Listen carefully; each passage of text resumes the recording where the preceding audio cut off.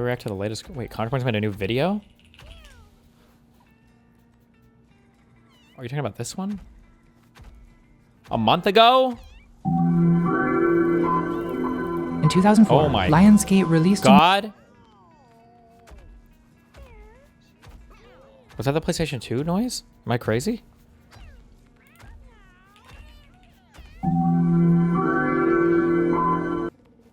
No, the Windows 95 noise. That's what it was. Never mind. In 2004, Lionsgate released a movie that shocked the world, becoming a surprise box office hit despite its controversial depictions of extreme violence. The name of that movie, of course, was Fahrenheit 9/11. I call upon all nations to do everything they can to stop these terrorist killers. Thank you. Now watch this drive. Now, I was born in the 1900s, before the towers fell, but I never saw that movie because it was rated R and I was a minor. And I couldn't get anyone to go with me because everyone said that it was liberal bullshit. Like husbands carrying their dead wives and things like that. That was extremely difficult to deal with because you're like, shoot. But one October afternoon, in an act of teenage rebellion, I went to the theater myself and I bought a ticket to The Princess Diaries 2 Royal Engagement. This was my cover story. I crossed the box office threshold, intending to begin my new life as a juvenile delinquent. But it turned out Fahrenheit 9/11 wasn't playing anymore, and I was determined to commit some kind of cinema crime, so I just snuck into a random movie called Saw, which I knew nothing about and was in no way psychologically prepared for. In this movie, Saw, there's these two guys, Dr. Lawrence Gordon and Very Fucking Confused. My name is Very Fucking Confused! Also known as Adam. They wake up in a grungy bathroom with their ankles chained to pipes and realize they've been kidnapped by a serial killer known as Jigsaw, who appears to his victims in the guise of a gay clown riding a tricycle to deliver his signature phrase, "I want to play a game." I want to play a game. I want to play a game. I want to play a game. I want to play a game. I want to play a game. I want to play a game. I'd like to play a game. You want to play games, motherfucker? Now these games, or Samuel traps, Jackson. are like ramshackle, torture-themed escape rooms where the victim has to suffer to survive. For example, one guy has to crawl through a maze of razor wire. Another guy is covered in flammable jelly and has to walk around on broken glass using a candle to find the code to a safe. And this woman Amanda has to dig into a guy's intestines to get the key to a reverse bear trap attached to her head before it rips her face apart. Jigsaw condemns his victims for failing to appreciate their Dig through another guy? Well, I mean, that seems kind of easy compared to the rest, no? lives. Most people are so ungrateful to be alive. But not you. Not anymore. He claims the traps are rehabilitation, offering victims an opportunity to be reborn by defying death and redeeming life through sacrifice of flesh and blood. When a victim dies, he cuts a jigsaw piece out of their skin to symbolize a missing part of them, the will to survive. Now, most of Jigsaw's victims Holy shit. Wait, I never knew that part. And I've seen like 5 of these movies. I didn't know he cut a jigsaw piece out. What the fuck? That's why his name is Jigsaw. don't survive, which makes his shit. My brain just expanded. Oh my god. rationale highly questionable. You can't be grateful to be alive if you're dead. In fact, the traps seem more like cruel, ironic punishments that turn supposed sins against the sinner. To turn each sin against the sinner. Paul, the victim of the razor wire maze, is condemned by Jigsaw for self-harming. But if you want to live, you'll have to cut yourself again. How much blood will you shed Jesus. to stay alive, Paul? Dr. Gordon Can you guess what the conclusion of this video is going to be before you watch it? What the fuck will this video be about? I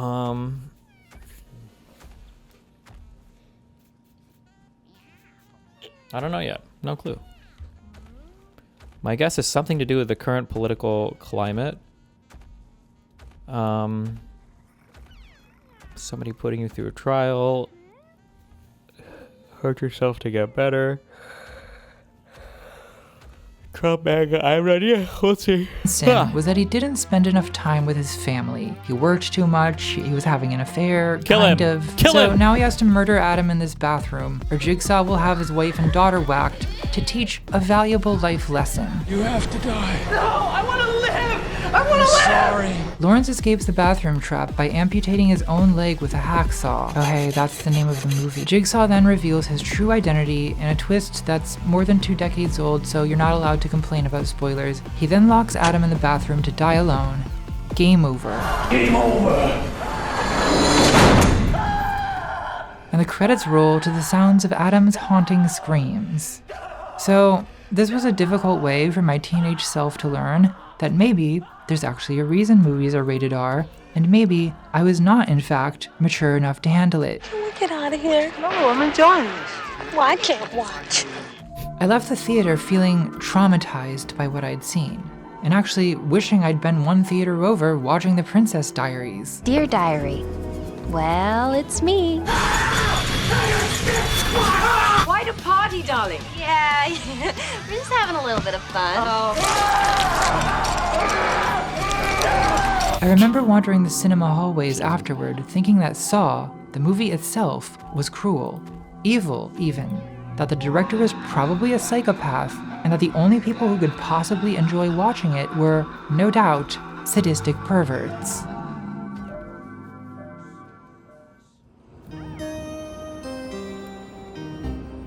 Anyway, I've been watching the Saw movies a lot lately.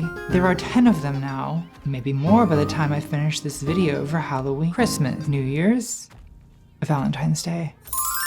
The Saw sequels are so graphically violent, they make the first one look like, well, like The Princess Diaries. I offered to have him hung by his toes in our courtyard. It's still kind of weird seeing Saw promos on buses and like at Taco Bell, but in the last 20 years, I've acquired a taste for this sort of thing. When I was a teenage boy, I had the sensibility of an old woman.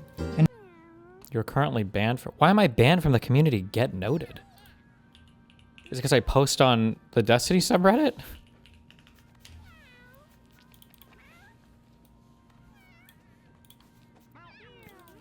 Leaning right. Destiny also leans right, like the majority of liberals. Destiny is a liberal commentator who supports Democratic candidates like Biden, criticizes Trump, and conservatives, advocates universal health, abortion, trans rights. Oh, cool. Wait, did that actually get noted, or did they undo that one yet? Oh, it's still there. I find this one very helpful.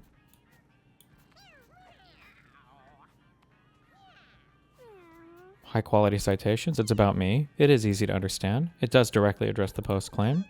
Does provide important context.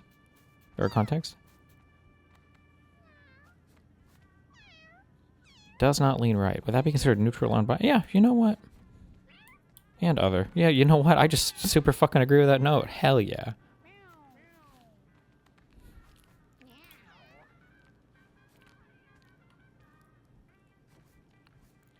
Gotta be the most cringe community note I've ever seen.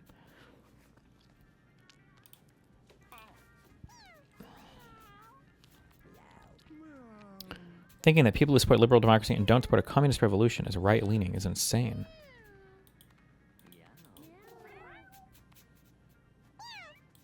Am I taking crazy pills? How is no one bringing up that Destiny is a huge genocide supporter and was literally paid by Israel to do propaganda? Like, I know it was cool to support Israel in the past, but to call it genocide supporter 2026 left-wing is crazy. Anyone who supports the current Israeli regime can't be described as left-wing. Destiny is right-leaning. He is what a right-leaning moderate actually looks like. It's just that the right has shifted so far right that people think he's left-wing. If you're pro-capitalism, you're by definition right-wing. Everybody in Sweden, everybody in Norway, everybody in Denmark, all right-wingers.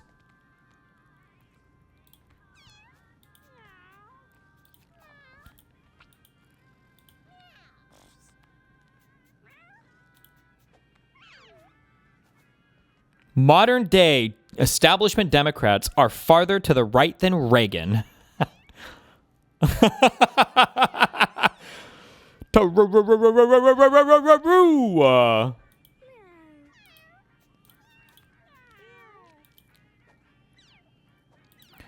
Nayara is a German leftist who thinks anything right of Maoism is a Nazi. Take everything she says with a grain of salt. Any dose of antipsychotics. Jesus.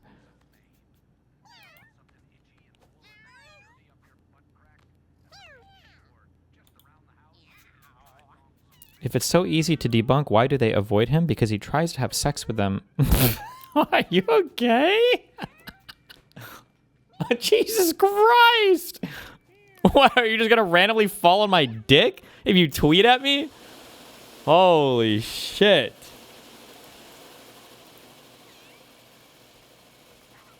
He absolutely is right-leaning. Like, maybe not in America, not in America's insane far-right Overton window, but if he was European, he'd be conservative, just like Bernie Sanders is a conservative in Europe. What issues would he be voting conservative on in the European context? His unabashed support for Israeli war crimes? I'm sorry, what European countries are regularly taking votes in yays for Israeli war crimes and nays for Palestinian war crimes, I guess.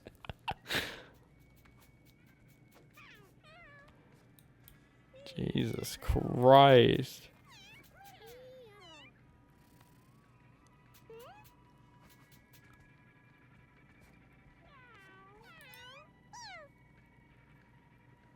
You just have to go to his Wikipedia page and listen to any of his podcasts to see he's an insane genocide apologist. Do I have genocide apologist on my Wikipedia? Is that a thing?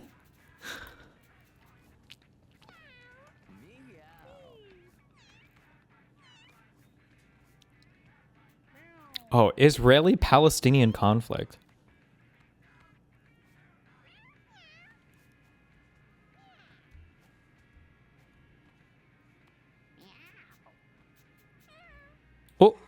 Oh, this is my quote about the whole conflict. Following the 2023 Hamas attack on Israel, Bonnell expressed support for Israel, stating, "The Palestinians are oppressed by all the Arab countries, and no country from them, which is supposed to be on their side, has bothered to offer them a real solution, and yet their anger is directed fully at Israel, and unjustifiably, in my opinion." In a debate with Nathan J. Robinson, Bonnell argued against the Palestinian right of return, believing it would make peace and a two-state solution impossible. Robinson responded by arguing that the Arab leaders, Yasser Arafat and the Arab Peace Initiative, have shown a willingness to compromise on the right of return. Well, but neither of these do. The Arab Peace Initiative doesn't mention a compromise on it, and Arafat definitely never did, so that's not even true. What is the context of this one quote?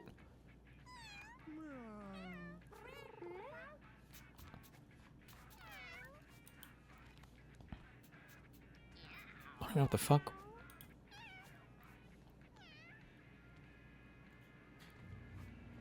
This is on November 22nd, 2023.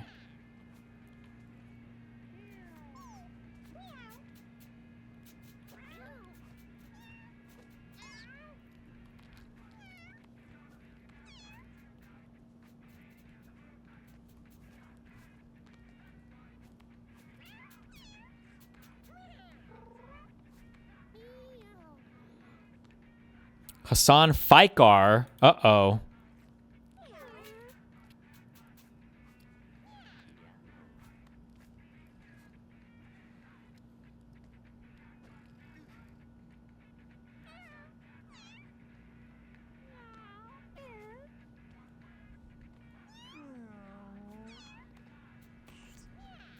Did I give a quote for this, or did they take it from a video? I don't remember. I'm not sure how much of this quote I would stand by at this point. However, the full quote, I feel like, is a bit more nuanced than the article.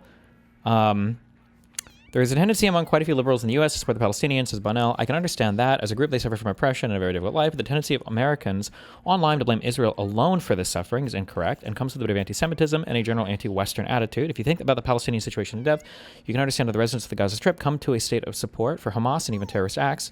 But this is not an informed decision, but one of distress. The Palestinians suffer oppression from all Arab countries. Not one of them, which is supposed to be on their side, is bothered to offer them a real solution, and yet their anger is directed entirely at Israel, and unjustly, in my opinion. Yeah, this is. I think I would largely kind of agree with this. And with this before, there are quite a few Americans from the liberal left, a very active and vocal group on networks like Twitter, who tend to automatically fall into the conventions of white equals occupier, dark skin equals oppressed. But as you know, in the Middle East, the situation is more complex.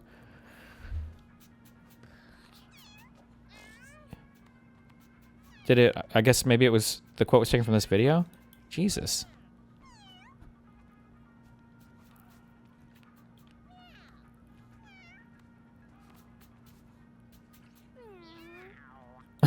I feel like that's a wild quote to rip. I feel like that's a wild part to just rip the second part of this, but okay. Also, by the way, none of the pro-Pallies anymore, now that they're all mask off, none of them want a two-state solution anymore.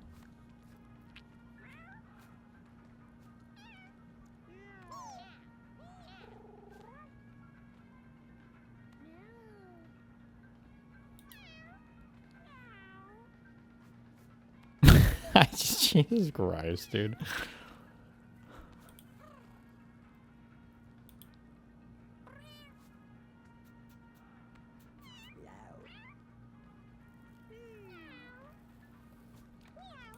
Meow. It's wild how much people know about streamers these days. What issues make him right-leaning in Europe?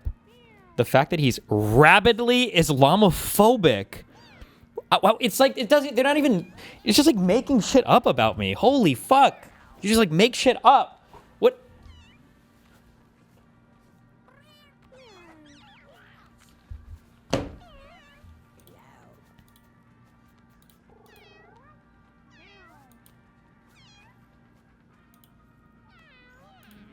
I also love how, like, Europe is just coming off of a 10-year fucking mega right-wing flirtation stage where Macron, like, strategically but barely fended off fucking Marine Le Pen, who, that whole party is fucking crazy, where Germany was, like, worried about the rise of the single-party AfD was almost into a fucking... Was what, like, come on, like, almost, weren't they close to being able to form a government on their own, the AfD? I don't know how large they got. I feel like that party was a single larger party in Germany, no? Obviously, the UK Brexited, and they had fucking, like, 10 years plus of conservative rule.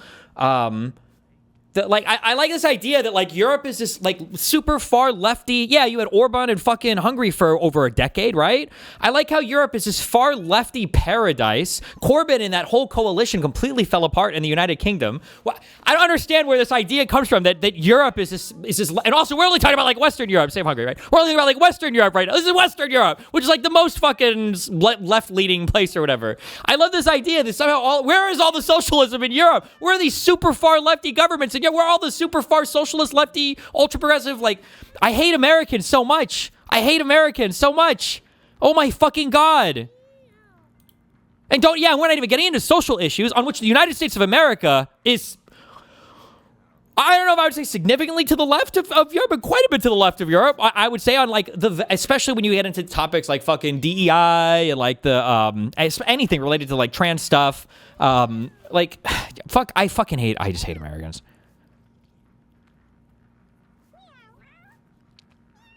Fuck.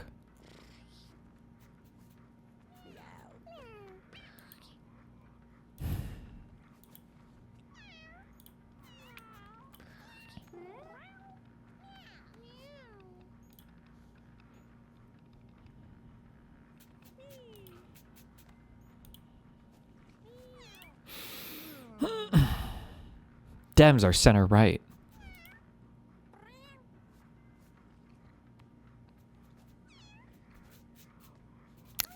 Dems are seen as right-leaning by Europeans that have moderate socialist parties in the mainstream. In my country, we actually have a socialism party. How many seats do they have in your parliament? They just got their second one ever, so actually, I actually need some respect. Our Socialist Party, we actually have 15 seats in our parliament. Oh, Socialist Party, do they want to abolish all capital? Well, no, but they were pushing for expansion of our cooperatively owned apartments. They're socialists. Fucking give me a... Dude.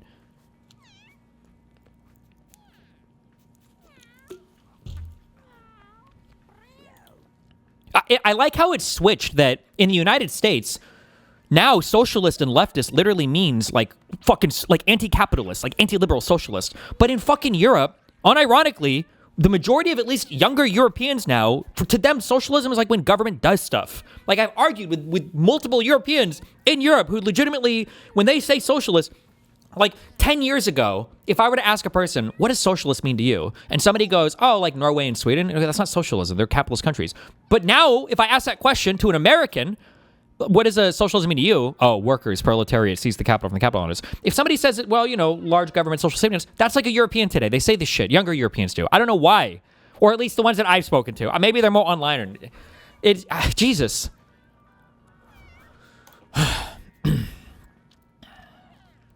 When he tells Israeli soldiers to have fun doing war crimes. Have fun, do the war crimes.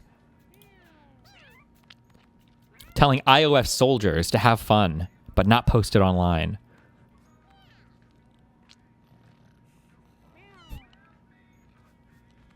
Is this even a post to my video? Oh, no, it's just the Instagram reel.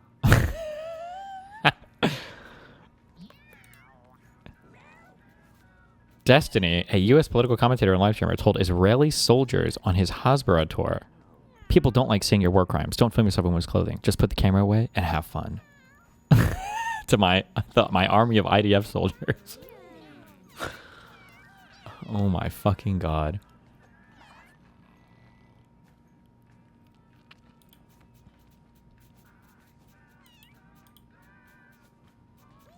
Leans underage base. He leans genocide and texting underage. Okay.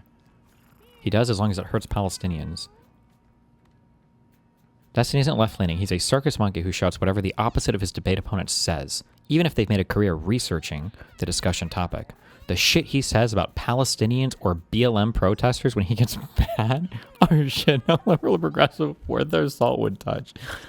He's also the most transphobic guy, ostensibly to support trans rights. See, also, anytime he's mad at a trans leftist, what the fuck? What are we sourcing here?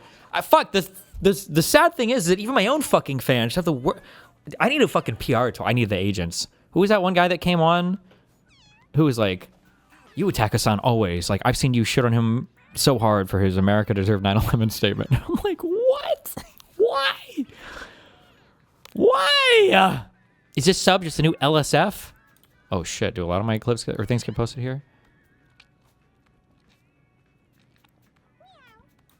Guy who's on video. I like how everything is, literally everything is Israel now. Holy shit. Supports the genocide in Gaza. Sex pestity. Who spreads nude photos of underage girls to other underage girls. The sex traffic underage middleman facilitator. The minor matchmaker. Holy shit. The minor matchmaker as a way of flirting. That's what they call me.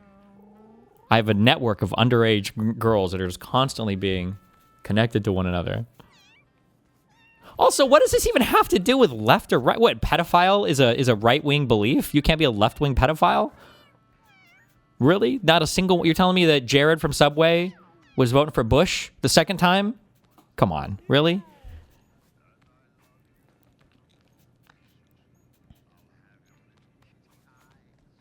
That's how bad it is. Another girl other than Pixie was a victim of him sharing nudes without permission. Okay, well now we've abandoned all the underage claims. Okay, that's good. Yeah, I knew it. H3 and Destiny fans took over this subreddit. Why can't far left own every single fucking subreddit? We should have every single fucking one. I can't believe this. It's gotta be every single fucking subreddit has to be our fucking... Jesus. Do I actually get posted that much on here? That these people are so fucking ass-pained? Holy shit.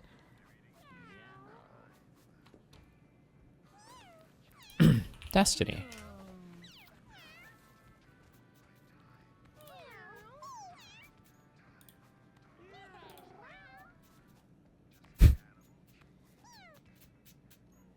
I don't even know. Okay. Jesus Christ. And now that I'm an old woman, I have the taste of a teenage boy. Or maybe I just stopped being such a snob. Lots of people like these movies. In 2010, Saw became the highest grossing horror franchise of all time, raking in unthinkable stacks of cash. The series continues horror franchise of all time, raking Jesus. in unthinkable stacks of cash. The series continues to be loved by millions of fans, some of whom are not sadistic perverts. James Wan, co-creator of the first film with writer Lee Wanell, has directed several other popular horror movies and probably is not a psychopath. So I think my original judgment of Saw was wrong. I had an emotional reaction, and instead of reflecting on that, I got sanctimonious. But that's understandable. I was 15, I'm so glad Contra makes fucking videos, because I hate all trans people. But when I finally found the one trans person that welcomed Hillary Clinton into their home, I was like, thank God. Thank you, Lord. Thank you, Lord Jesus. Sheltered. I'd never seen torture in a movie before, and as the type of person who swallows antidepressants to hide the pain. You're the type of person who swallows antidepressants to hide the pain. Why is Jigsaw anti-medication? Jesus. I felt personally attacked by Jigsaw's targeting of mentally ill victims like Amanda, who's an addict, and Paul, who Jigsaw accuses of self-harming for attention. Did you cut yourself because you truly wanted to die, or did you just want some attention? I identified. Okay, maybe the majority. A lot of self-harm can be for attention, but it's like, I mean, it's still like self-harm. It's still like the person is like having trouble. Like I'm never really sure what the claim is that. Well, no, that I'm being stupid. I'm being obtuse. I guess the claim is that you're not actually trying to kill yourself, which can be true, but it is still like a pretty desperate cry for help. So I don't understand. But now I'm gonna test you to see if you really truly deserve to live. Oh, Jesus. With these characters, I felt like the movie wanted to hurt me. I didn't have the media literacy to distinguish between Jigsaw's viewpoint and the viewpoint of the film itself, which again is understandable. 15-year-olds aren't supposed to have sophisticated thoughts about movies, which theoretically is the job of professional film critics. So it's less understandable that in the 2000s, many professional film critics had basically the same dumb opinion about Saw that I did. Critics despise these movies, and they had some very harsh words to say about the swinish vulgarians swarming into theaters to watch them. Quote, Saw has art house ambitions, but it's nothing but a glorified snuff film. A sicko horror film whose sadism is topped only by its absurdity. Gore for the sake of gore. A quick, cheaply produced studio money-making machine feeding off Americans' insatiable bloodlust. It's the perfect movie for people who spent their childhood pulling the wings off flies and incinerating ants with a magnifying glass, but never got around to becoming serial killers themselves. It ought to be condemned as nothing less than Nazi filmmaking. So, isn't this a little bit hysterical? It's fine to not like Saw, that's a valid opinion. You're allowed to not like it. It is definitely not for everyone, but professional critics should be able to defend that opinion without lazily accusing the audience of being Nazis and serial killers. Critics of Saw often framed the series as a symptom of post-9/11 American sadism, the same sickness that led us to Guantanamo and Abu Ghraib. And while it's true that America is full of psychopaths who gladly kill and torture for fun, I don't think the Saw movies are the best evidence for that. The White House Twitter account is, "Get your concentration camp merch now." True. Also, the creators of Saw aren't even American. James Wan and Lee Whannell are both Australian, and the majority of Saw franchise box office revenue is international. Isn't that inspiring? Despite our national differences, we can all come together to enjoy violence. Many critics were so outraged by Saw, they didn't even bother to engage with it as art, instead dismissing the movies as snuff films with nothing to offer but gore for the sake of gore. This misrepresentation defined Saw's reputation and still does. The phrase that people usually use is torture porn, a disapproving term coined in 2006 by critic David Edelstein to describe a trend of horror movies with graphic scenes of bondage and mutilation. Specifically Saw, Hostel, Wolf Creek, The Devil's Rejects, and Mel Gibson's The Passion of the Christ. Do you believe God wrote this film? Wow. God ordains everything. The terrible reputation of torture porn rests on two main accusations. One is that torture porn is sadistic and therefore morally corrosive. It allegedly appeals only to the baser instincts. Oh, you know the ones. Accusation 2 is that torture porn is the lowest form of horror, that movies like Saw use gore for shock value because they're cynical cash grabs that are simply too lazy and unsophisticated to think of smarter ways to scare people. It sucks. It's not scary, it's gross. I hate all that torture porn shit. The 2000s torture porn trend is still often maligned as the horror genre's flop era. People compare it negatively both to classic slashers, like the Texas Chainsaw Massacre, Halloween, Friday the 13th, and to the current trend of elevated horror. Yeah! Starting with The Babadook, AKA The Witch, every A24 movie ever. Hereditary, and Get Out. Movies that endeared the horror genre to gatekeepers of middle-brow taste, with artful cinematography and ostentatious use of allegory to explore serious themes. Oh, the monster is a metaphor for trauma. Wow, What? that's really elevated. It's so elevated, the camera's turning upside down. What? Pretty girls should always smile. Oh, this is a movie about patriarchal beauty standards. That's a theme. Themes are very elevated. Pretty girl. Okay, to be fair, there are only so many themes one can explore, okay? We're all humans, like, trauma's, like, I'm pretty sure there's probably, like, I bet if you study film or media or whatever, there's probably, like, 8 themes, like, every single movie, play, or whatever is written about, like, love, trauma, fucking family shit, growing up, coming of age. I'm sure there's probably, like, 8 fucking broad themes that everything is encompassed by. Should always smile. Pretty girls should always smile. All right, we got it. Thank you. We need her young. We need her hot. Ugh. It's only a matter of time until a character in a horror movie says the word neoliberalism. That's what keeps the shareholders happy. I mean, don't get me wrong, I love elevated horror. Many of these films are objectively better than Saw, and I'm glad that horror is finally getting the critical recognition it deserves. But with that recognition comes the risk of smugness. And all this elevation is giving me a contrarian urge to act as a defense attorney on behalf of torture porn, supposedly a stupid genre for perverts and pig people with nothing of substance to say.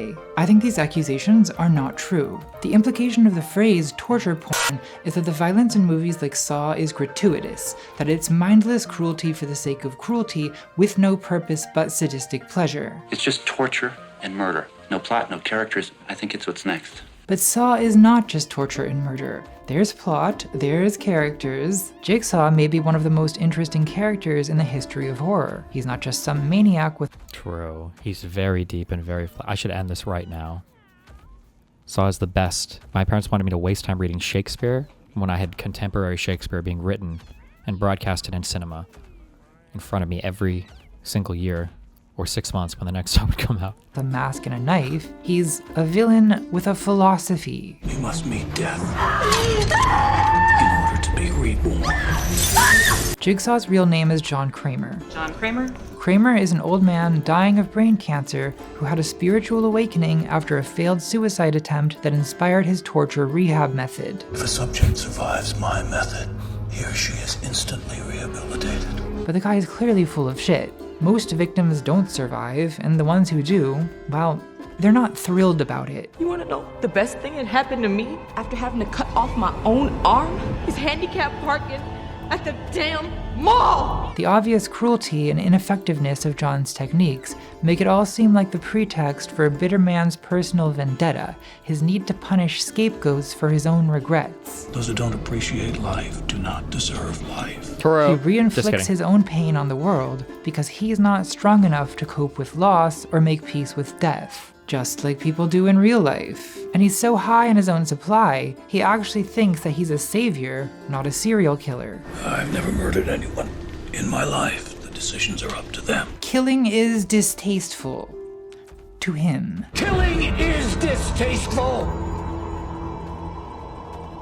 To me. I hate pedophiles. Now, I don't want to overstate the case. The John Kramer character study is not the main draw of the franchise, which clearly is the traps, these Baroque spectacles of mutilation and dismemberment. When you go to a Saw movie, that is what you're signing up to watch. But the traps aren't just meaningless violence, they're moral dilemmas that dramatize ideas about justice and freedom and suffering. Like in Saw 4, where a victim of domestic violence is skewered to her abuser with metal spikes in such a way that she can only save her life by ending his. Or in Saw 6, when Jigsaw goes full Luigi and kidnaps a health insurance CEO, forcing him to choose which other victims live or die, literally bloodying his hands with the consequences of decisions that he's used to shrugging off as just the cost of doing business. So deep.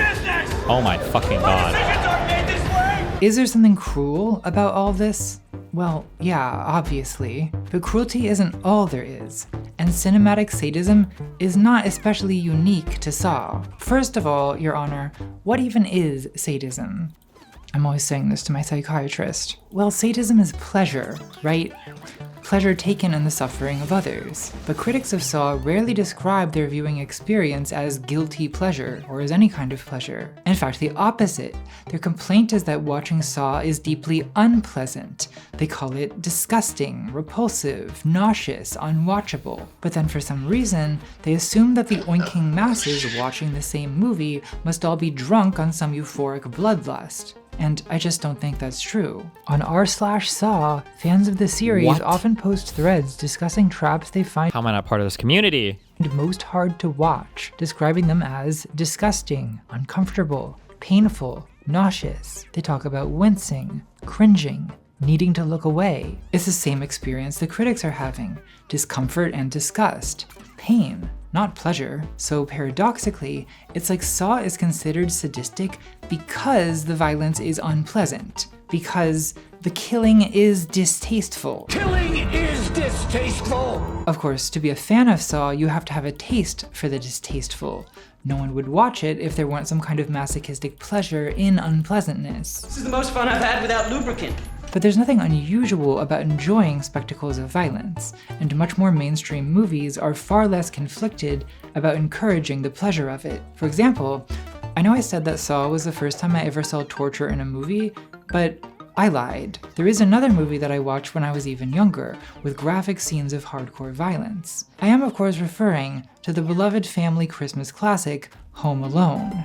In Home Alone, 8-year-old Kevin McAllister is accidentally left behind when his affluent family travels to Paris for Christmas. When Kevin discovers that the family home is being scouted by a pair of burglars known as the Wet Bandits, he goes full Viet Cong and rigs the house with traps. The movie climaxes in a foiled home invasion. Jigsaw Jr. shoots BB guns at the bandits' heads and groins.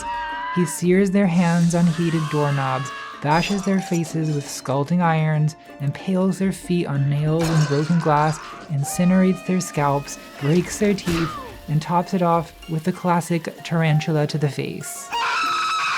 The sequel escalates it even further. Kevin crushes skulls with bricks, applies a staple gun to a man's genitals, and just straight up electrocutes a guy. I watched this movie as a kid, and I wasn't disturbed at all. I laughed and laughed like a little psychopath. So why does violence in Home Alone feel entertaining, while violence in Saw feels disturbing? You could argue that the violence in Home Alone is cartoonish. There's no blood and gore, it's less realistic, but I don't know, those broken Christmas ornaments felt pretty real. And Saw is not exactly immune to cartoonishness. My family needs me! I think the biggest difference is that Home Alone is constructed so that by the time we see the violence, the movie has convinced us that the Wet Bandits deserve it, which gives us a morally acceptable reason to enjoy brutality. Kevin McAllister is a property owner standing his ground. This is self-defense. It's justified. The sequel even implicates the bandits in a comically villainous scheme to steal money from a children's hospital just to make it extra clear they have it coming. To quote the late great Hannibal Lecter, "Doing bad things to bad people makes you feel good."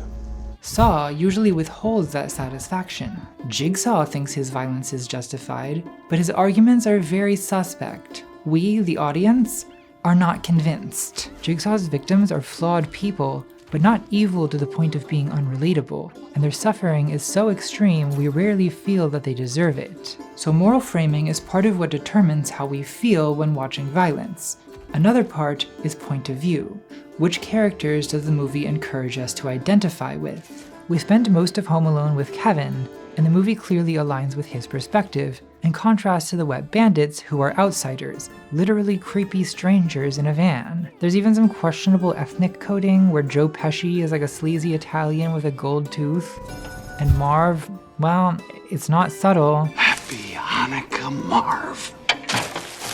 American don't fly to the promised land, little buddy. What's with these guys anyway? Are they married? Do they live in the van? Are they gay? Maybe we're in the church. I'm not going there.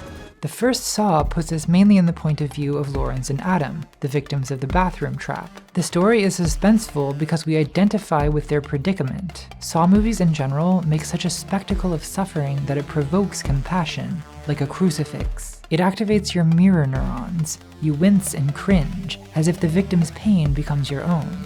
In my naive childhood viewings, I think I loved the violence in Home Alone because I identified with the aggressor. And I hated the violence in Saw because I identified with the victims. Therefore, ladies and gentlemen of the jury, if in Home Alone we pleasantly identify with the violence of the aggressor, and if in Saw we painfully identify with the victims of the violence, then isn't it in fact the case that Home Alone is more sadistic than Saw? The philosophy degree was really worth it for this. Look, obviously this is a troll argument. I'm trying to provoke you into thinking about— What? I thought that was the absolute truth. I thought we were supposed to agree with all of that. Did I just get lay rused? the questions I am asking here. How does watching violence make you feel? What makes it satisfying or disturbing? How should watching violence make you feel? Is any of this ethical?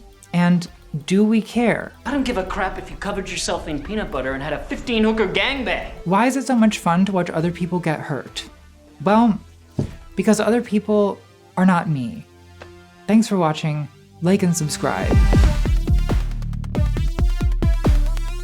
Oh my god, and we get the subversive fake ending? What? Did I fall for the retard analysis? Well, I guess I should play the tape. Hello, Natalie. I want to play a game. For years, you have profited from overproduced video essays. But is there any substance behind that style? Or do you only cut skin deep? Okay, well, that's enough of that. Look, the sadism allegations against horror movies didn't start with torture porn. Christians, feminists, film critics, the buzzkill trinity, they've been complaining about this for most of a century. In 1973, the Reverend Billy Graham condemned The Exorcist. Quote, "The devil is in every frame of that film." Oh, shut up.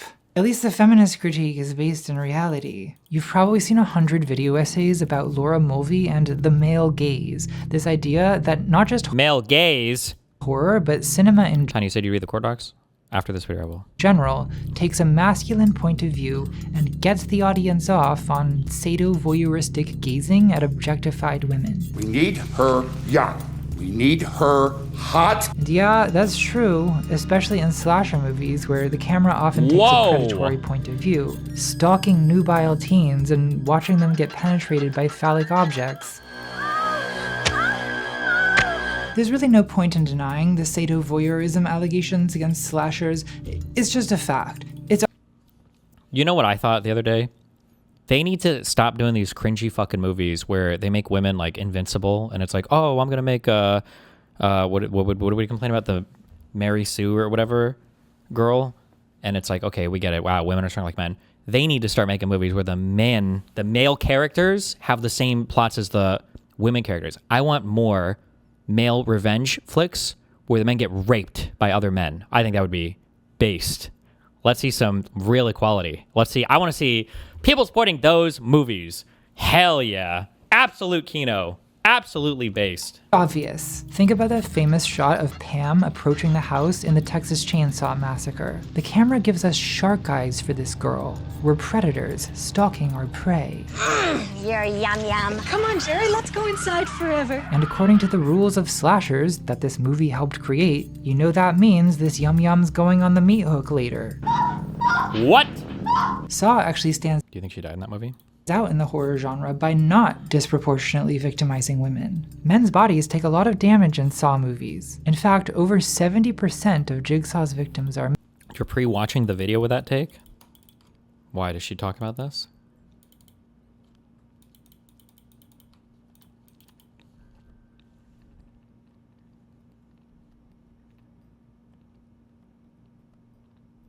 male, according to the large language model I asked, so that may or may not be true.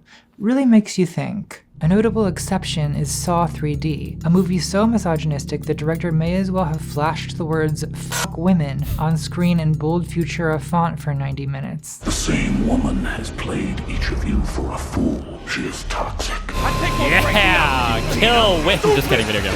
It's generally not a good sign when a sequel is in 3D. Leave that shit in James Cameron's evil laboratory where it belongs. Anyway, Laura Mulvey isn't wrong, but her quest to castrate the male gaze oversimplifies. She takes a butcher knife to a situation that requires a scalpel.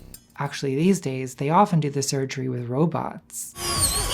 That's why Pulp Fiction was way ahead of its time. True. In her book Men, Women, and Chainsaws, Carol J. Clover takes a more nuanced approach. She argues slashers often make a kind of transgender shift in point of view, leading the audience from initial predatory gazing to eventually identify with the struggle of a female hero called the final girl. Quote, "The wildly phallic imagery of slasher films, chainsaws, knives, power drills, and the like, is a kind of fig leaf over their real work, aligning the viewers with a female character and giving them dose after dose of so-called feminine masochism of the most extreme sort." Jesus. Oh yeah, I love feminine masochism. Keep going. Don't stop. Are you gonna behave? This also applies to crime media. You might shift between sadistic identification with the killer, or the cop interrogating the killer, get his ass, masochistic identification with the victims, or voyeuristic identification with the detective. Choose your own perversion. My sadistic pleasure is the series Hannibal, because I get off watching Mads Mikkelsen make edible arrangements out of human meat. Nothing here is vegetarian. Hannibal is pleasant to watch because it God, it's one that gotta smash my balls. Murder. It makes crime scenes into works of art. It's very elevated. Whereas Saw is deliberately ugly. The setting is usually a Silent Hill bathroom or like a meat factory. The lighting is jaundiced and oppressive, and the movie is edited by a teenager who overdosed on Adderall. The refusal to beautify violence forces me to linger on the pain and suffering of victims. Ew. That's not very elevated. It's unpleasant, masochistic. Even Edelstein acknowledges the masochism in his original critique of torture porn. Quote, "In the same way that some women cut themselves, they say, to feel something, maybe some moviegoers need to identify with people being cut to feel something too." Oh, okay. I don't know why he says that with a level of condescension worthy of Jigsaw himself. Did you just want some attention? There's actually a word for dramatic art where the audience identifies with characters who suffer. It's called tragedy. People have actually been talking about this for like 2,000 years. Very elevated people too, like Aristotle, Hegel, Schopenhauer, this freak. Aristotle says that when we watch a tragedy, we experience fear and pity as catharsis, an emotional purge. Blech. Didn't you learn this in high school? Or were you not paying attention? Yeah, me either. Honestly, I just had to look this up. But Edelstein went to Harvard, and probably he knows about catharsis. So what exactly is the drama here? If we all agree there's more to Saw than sadism, then why are we feuding? Are these critics against masochism too? Are we allowed to enjoy anything? Edelstein specifically objects to what he calls the nihilism of torture porn, the lack of clear moral direction given to the violence. And as an example of this, he cites Will Self's essay, The American Vice, where Self recounts walking out of Tarantino's Reservoir Dogs during the torture scene, which he felt he could not finish without vomiting. Well, I can't watch. Okay, tangent. This is now a video about Quentin Tarantino. Uh-oh. I'm so sorry. It's happening.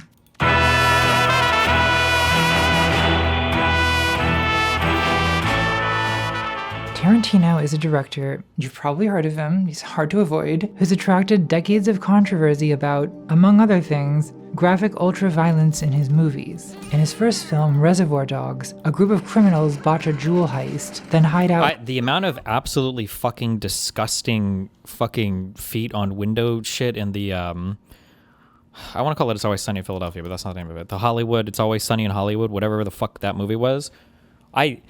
Some people like that movie. I hated that movie. I thought that movie sucked. I didn't understand it. I didn't give a fuck. I didn't care about the guy who was the kung fu beat up the other dude. I didn't care about any of that. The Tate people all getting flamethrowered. Oh my God. I felt like a kid in a store whose mom and dad found some friends and said they were going to just chat with them for 2 minutes, and it's like 3 hours, and I just want to go the fuck home. Holy shit. In a warehouse where they turn against each other. One of these dog men, Mr. Blonde, is an unhinged sadist who even the other criminals refer to as a psycho. Psychopath ain't a professional. Can't work with a psychopath. He arrives at the warehouse with a cop he's taken hostage, duct tapes him to a chair, and says he's going to torture him for fun. Not to get information. It's amusing to me to torture. Oh. The scene that follows is, in fact, uncomfortable. I understand the urge to stop watching.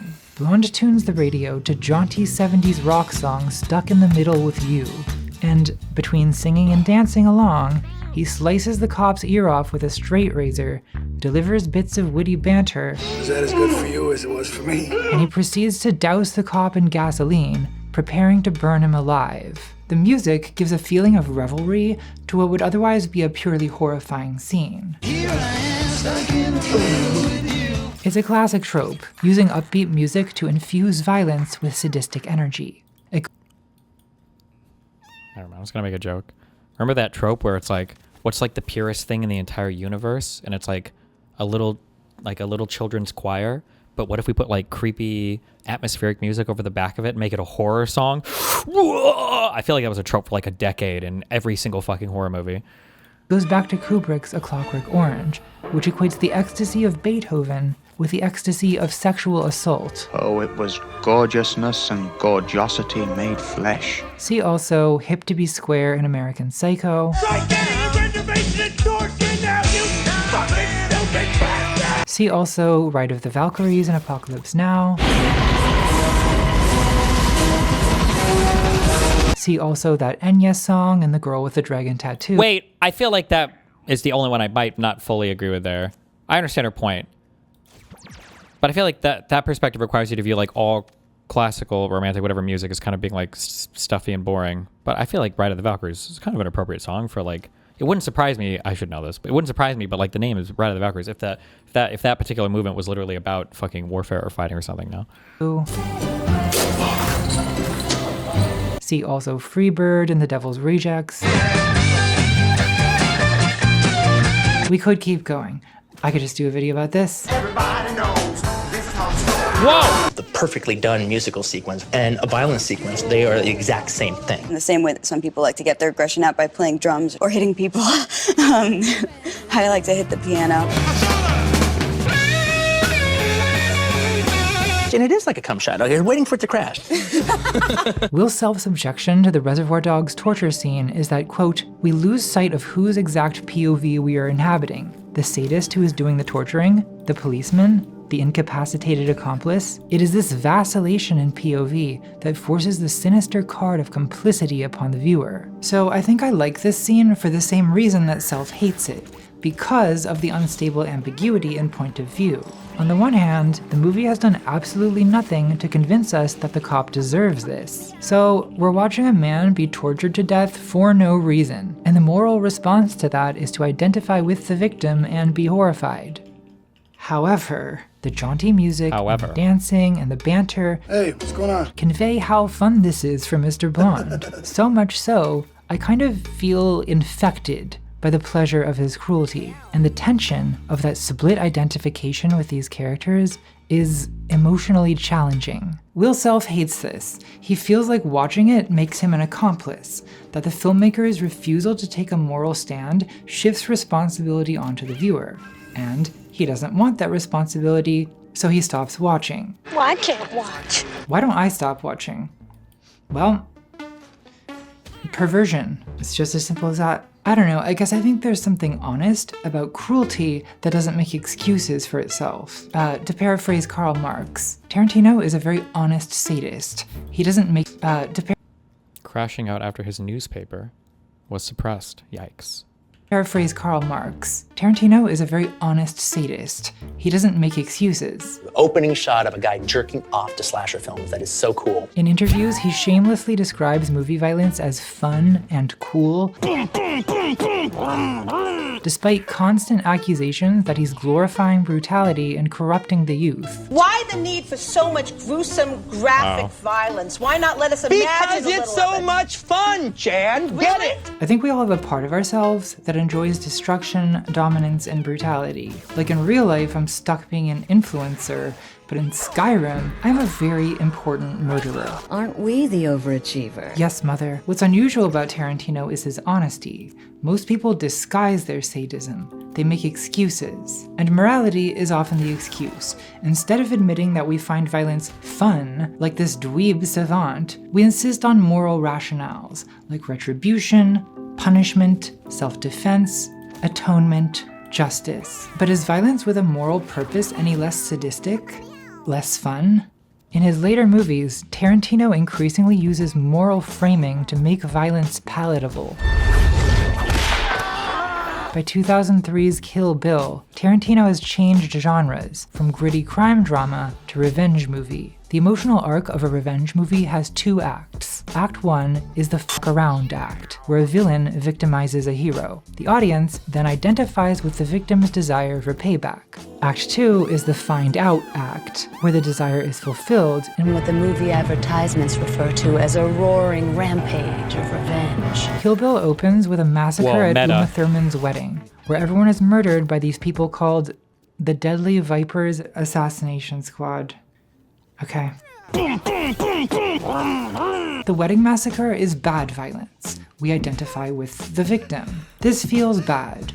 We don't like it. Then there's a little rape revenge subplot where the bride awakes from a coma to discover that her unconscious body is being pimped out to random perverts by a hospital orderly, whose name is Buck because he's here to fuck. My name is Bucks, and I'm here to fuck. What is it with Bucks?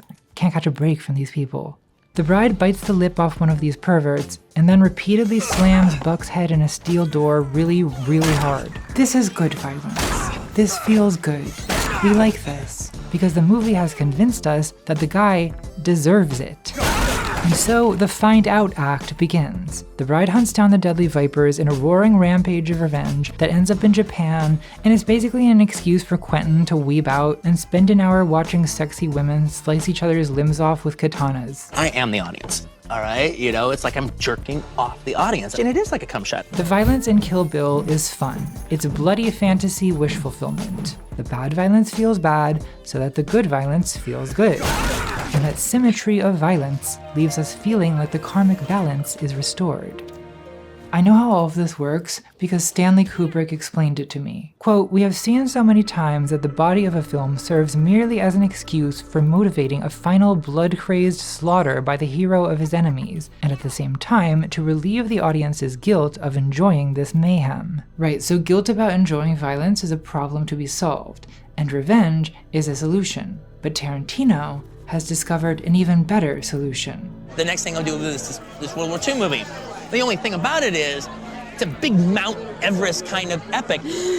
In movies like Django Unchained, Once Upon a Time in Hollywood, and in Inglourious Bastards, Tarantino fabricates a genre of social justice fairy tale where wish fulfillment movie violence intervenes on real historical atrocities like slavery, the Manson murders, and all that Nazi stuff. For example, Inglourious Bastards takes place once upon a time in Nazi-occupied France. See, it's like a fairy tale. In the first scene, SS Colonel Hans Landa, aka the Jew Hunter, interrogates a farmer who's hiding a Jewish family in his basement. You're sheltering enemies of the state, are you not? After 16 minutes of airtight tension, I mean, the dweeb is good at making movies. That's not the issue. Colonel Landa has his men come in and massacre them all, except for one, Shoshana Dreyfus, who escapes. Au revoir, Shoshana! This is bad violence. This feels bad. we don't like it. And the scene reminds you why you hate the Nazis. In case you forgot. Absolute cinema. Then we cut to an outrageous comedy performance by Brad Pitt as American Lieutenant Aldo Raine, who's putting together a team of 8 Jewish American soldiers called the Inglorious Bastards to do one thing and one thing only. Killing Nazis. Aldo explains that each man owes him 100 Nazi scalps, which we watch them harvest in graphic detail. We will be cruel to the Germans. The Bastards' plot converges with Shoshana's when they pull off concurrent plans to massacre the Nazi high command, including Adolf Hitler, at the premiere of a propaganda film. After a real change, Shoshana's face appears on the screen and tells the Nazis that you are all going to die. Her lover Marcel ignites a mountain of flammable film behind the screen, engulfing the theater in flames, while the bastards gun down Hitler and Goebbels. The crowd of Nazis stampede into locked doors as a voice rings out, "My name is Shoshana Dreyfus, and this is the face of Jewish vengeance." And the bastards keep firing machine guns into the crowd until their bombs go off, and then the cinema explodes and everyone dies. This is good violence. Absolute cinema. This feels good.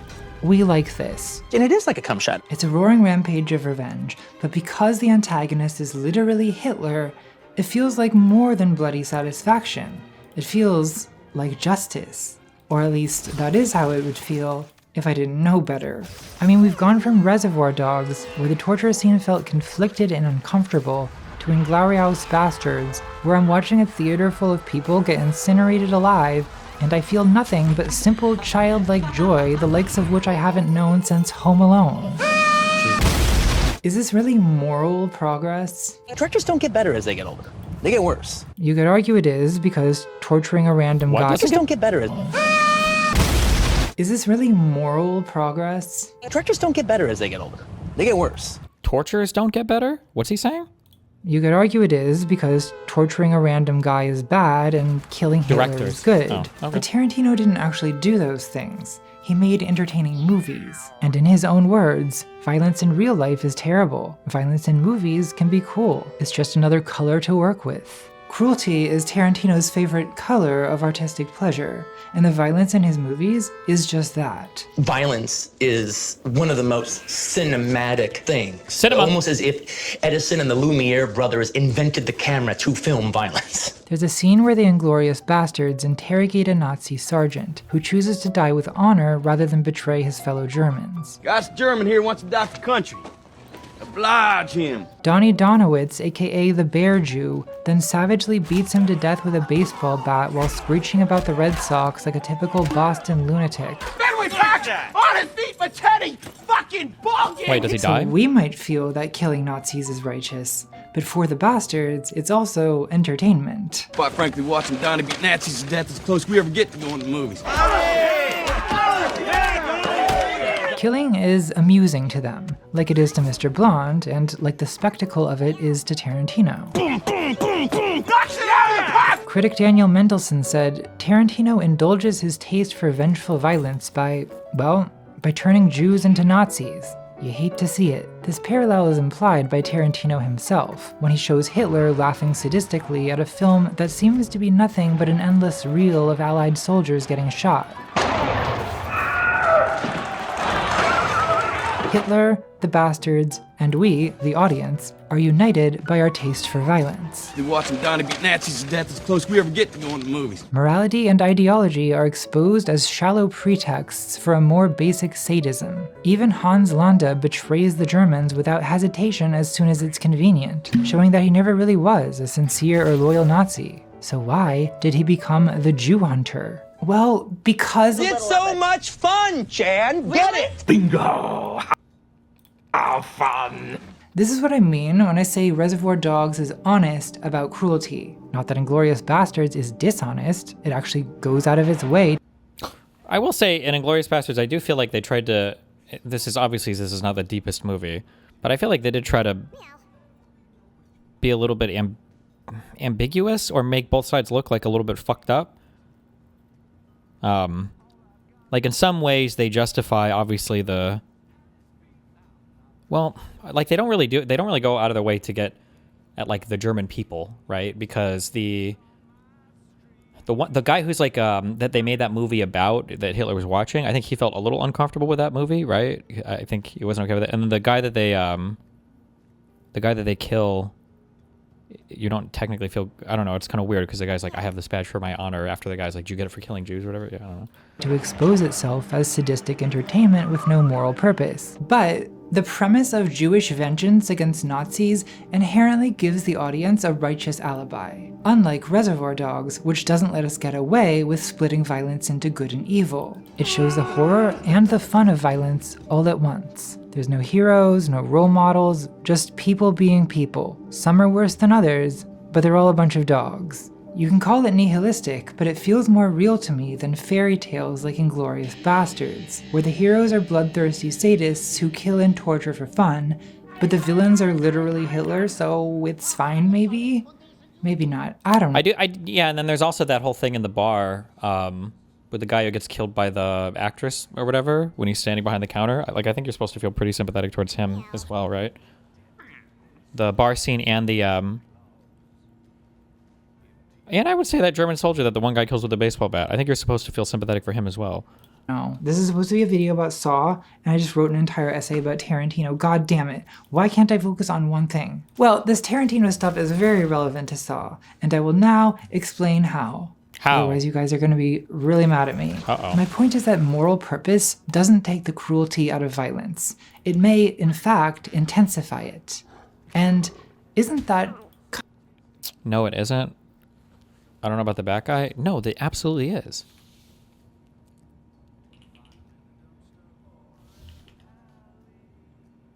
Wait, I'm getting one guy. Fuck you.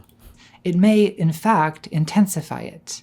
And isn't that kind of what Saw is all about? Perfect transition. Nailed it. Alright, I'm focused. I'm locked in. Jigsaw.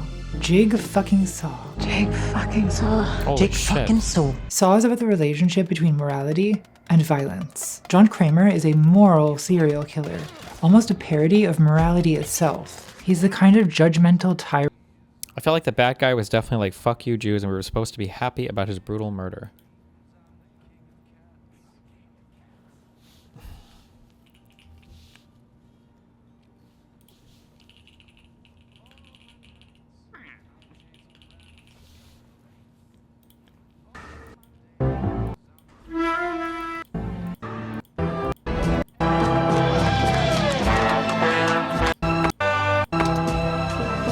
For killing Jews. Bravery.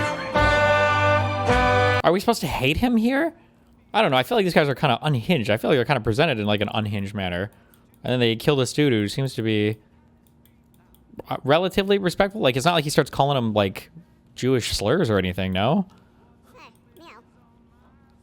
I stand by my analysis. Tyrant who will burn a guy alive just for playing sick to get some paid time off. If you're so sick, then why do I have so many photos of you up and about? He's so self-righteous, he doesn't even think that what he's doing counts as killing. We don't kill. You chopped a fucking head off! That's their choice. Anyone in my life, the decisions are up to them. Really, it's the victim's fault for allowing themselves to die in twisted death machines. Exactly, true. Yes, he may have trapped them in, but only because he was trying to help them. You did this to me. No. You did this to yourself. He wants them to survive, but if they don't, that's fine, because the fact that they died proves that they deserved to die. Those who don't appreciate life do not deserve life. People say he likes to watch, Looks like our friend Jigsaw likes to book himself front row seats to his own sick little games. but he's definitely not doing this for fun. Killing is distasteful to him. Killing is distasteful. To me. Oh, yes. There will be blood. It's not emotional at all, because he's an enlightened Stoic philosopher, and everything he does is completely rational. The heart cannot be involved. Emotionally, there can be nothing there. It can never be personal. So Jigsaw is up there with Claude Frollo as one of the most sanctimonious villains of all time. Request permission to stop this cruelty. In a moment, Captain. A lesson needs to be learned here. As the pupil learned her lesson. What am I supposed to learn from this? Look at my arm! And it's this kind of moralistic villainy that actually keeps me up at night, because it's the mindset that most often leads to real-world violence. Have you been harboring gypsies? Our home is always open to the weary traveler. I'm placing you and your family under house arrest. Outside of horror movies, there aren't that many nihilistic sadists doing random chainsaw massacres for fun. It's just the rural working class blowing off a little economic anxiety. Listen, you Malibu middle-class Barbie piece of shit. I'm trying to work here. Work? You ever work? I don't know anyone who acts like Michael Myers or Freddy Krueger, but there's jigsaws everywhere for those with the eyes to see. Our society is ruled by these assholes because their horrible personalities are irresistible to broken people with daddy issues. I found myself a father, a leader, a teacher. Maybe that's why I've been watching Saw. I'm trying to understand the mindset of people who feel righteous sending other human beings to a place called Alligator Alcatraz. Real Jigsaw type of shit. I don't think nihilism is the problem.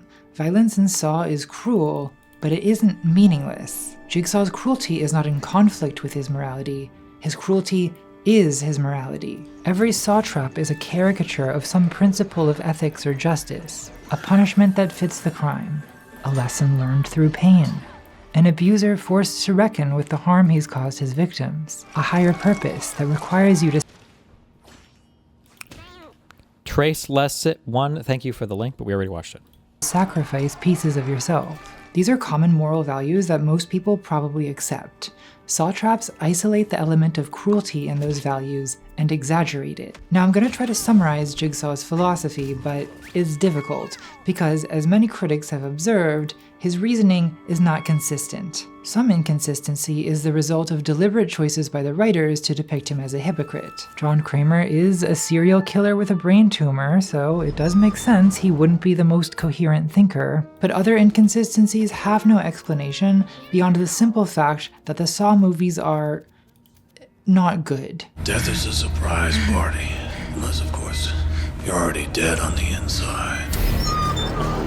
I'm sorry if Holy I misled shit, you about that was this. deep. I've been defending them to be contrarian, but that can only go so far. The truth is that the series has gone through so many writers and directors, they sometimes forget what the movie is about. In the first movie, Jigsaw is some kind of moral Darwinist. He chooses victims because he thinks they lack the will to survive. We have a human race that doesn't have the edge or the will to survive. The purpose of the traps is to rehabilitate that will.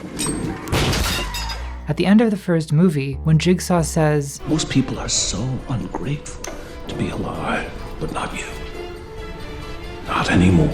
it feels like a fourth wall break, like he's telling the audience we'll be more grateful for our lives now that we've spent 2 hours watching people die in vicious murder contraptions. And there might even be some truth to that. Now that he mentions it, I guess I do appreciate not being in a saw trap. At least that's what I would say if I were not currently in a saw trap. Wait, how am I getting out of this?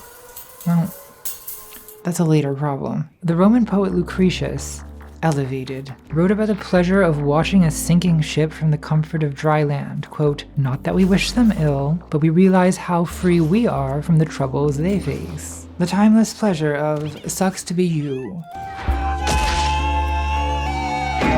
But as the series progresses, the writers lose track of Jigsaw's MO. He becomes more of a moralist, punishing sinners for miscellaneous crimes, like predatory lending, You are predators. taking You underwrote my line of credit for 36% interest. antidepressants, It took me 4 years to buy my plasma TV.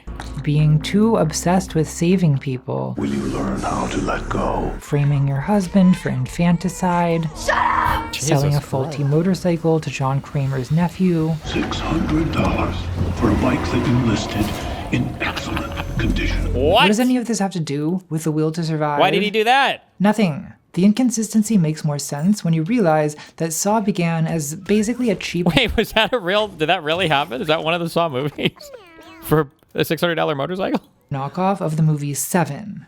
Seven is a 1995 crime thriller starring Brad Pitt and Morgan Freeman as detectives hunting down a dangerous predator, Kevin Spacey, who in the movie plays a Christian extremist serial killer called John Doe, whose murders are ironic punishments for the 7 deadly sins. For example, he kills an obese man by force-feeding him to death and writing gluttony on the wall behind the fridge. A scene that really disturbs me because it reminds me of the many times that I have passed out in a plate of spaghetti. John Doe's greed victim is a lawyer who he kills by forcing him to sacrifice a pound of flesh, Merchant of Venice style. No cartilage, no bone, but only flesh. Merchant of Venice. Didn't see it. The lust victim is a sex worker penetrated by a bladed strap-on. The sloth victim is bound to a bed for a year. It's worse than it sounds. And the pride victim is a model John Doe mutilates. Cut off her nose to spite her face. Fincher or Tarantino, who's better? I don't know, I haven't... Oh, no, that'd be Tarantino, easy. I think that probably the 3 best directors of the past century would probably be Tarantino, Christopher Nolan, and whoever directed Avengers Infinity War. Forcing her to choose either to call for help and live, although disfigured, or to take a lethal dose of sleeping pills, which, of course, she does. As for envy and wrath, well, what's in the box? Who's in the box? Oh, what's in the box? What's in the fucking box? Just watch the movie. It's good. What's in the box? John Doe's pride murder is pretty much the prototype of a saw trap. The victim has to make a choice between death or mutilation. A classic jigsaw setup. Live or die. Make your choice. Morgan Freeman calls John Doe a preacher. Triceless, I love you, but believe it or not, you can just type the message one time. You don't have to spam it 4 times in chat every time you want to say something, okay? He's preaching. His murders are his sermons. His murders are his sermons to us. Jigsaw is likewise described as preaching, as teaching sick life lessons. He's basically a secular John Doe. The influence is obvious. Lee Whannell acknowledges this, with self-aware hindsight even describing Saw as a 23-year-old doing their best impression of Seven. Fair enough. So although generally a worse movie, Saw does innovate on Seven, mainly in that unlike the Punisher John Doe, Jigsaw thinks his traps are rehabilitation. If a subject survives my method, he or she is instantly rehabilitated. If John Doe is So creating deep. hell on Earth, maybe Jigsaw is creating purgatory. In Seven, John Doe is canonically inspired by Dante's Divine Comedy. Dante, goddamn poetry writing, fucking piece of shit. True. In Dante's Actually true. Purgatorio, souls cleanse themselves through acts of penance that are mirrors of the deadly sins. So the slothful run in circles, the envious have their eyes sewn shut, the gluttonous starve just out of reach of food. Dante invented a term for this kind of ironic penalty. He calls it contrapasso, Italian for something like counter-suffering, a punishment that mirrors the crime. Contrapasso is first mentioned in the Inferno by a politician damned to carry his own severed head through hell for the sin of turning a son against his father. So literal decapitation is the punishment for metaphorically decapitating a family. The Inferno is full of contrapasso tortures, like the eternal wind that sweeps lustful souls as they once were swept around by passion, or the false prophets and astrologers whose heads are twisted backwards because they tried to see the future. A lot of saw traps use the same kind of contrapasso logic. A criminal who burned people with his cons and lies For years you have burned those around you with your lies. now has to crawl into a furnace to survive. It's funny how Destiny was concerned about doing that pod with Adam Freeland and Nick Mullen because of how ironic they are when he's irony poisoned as fuck. I'm the most serious motherfucker on the planet. How am I irony poisoned? I'll poison you, motherfucker. A witness to a fatal car crash froze instead of helping. Now she'll literally freeze into a human popsicle Limeo. unless the victim's father acts fast enough to get the key. A drug dealer ensnared his customers in pits of addiction. Now he has to crawl into a pit of filthy syringes. Limeo. Or he can just throw Amanda in. I guess that also works.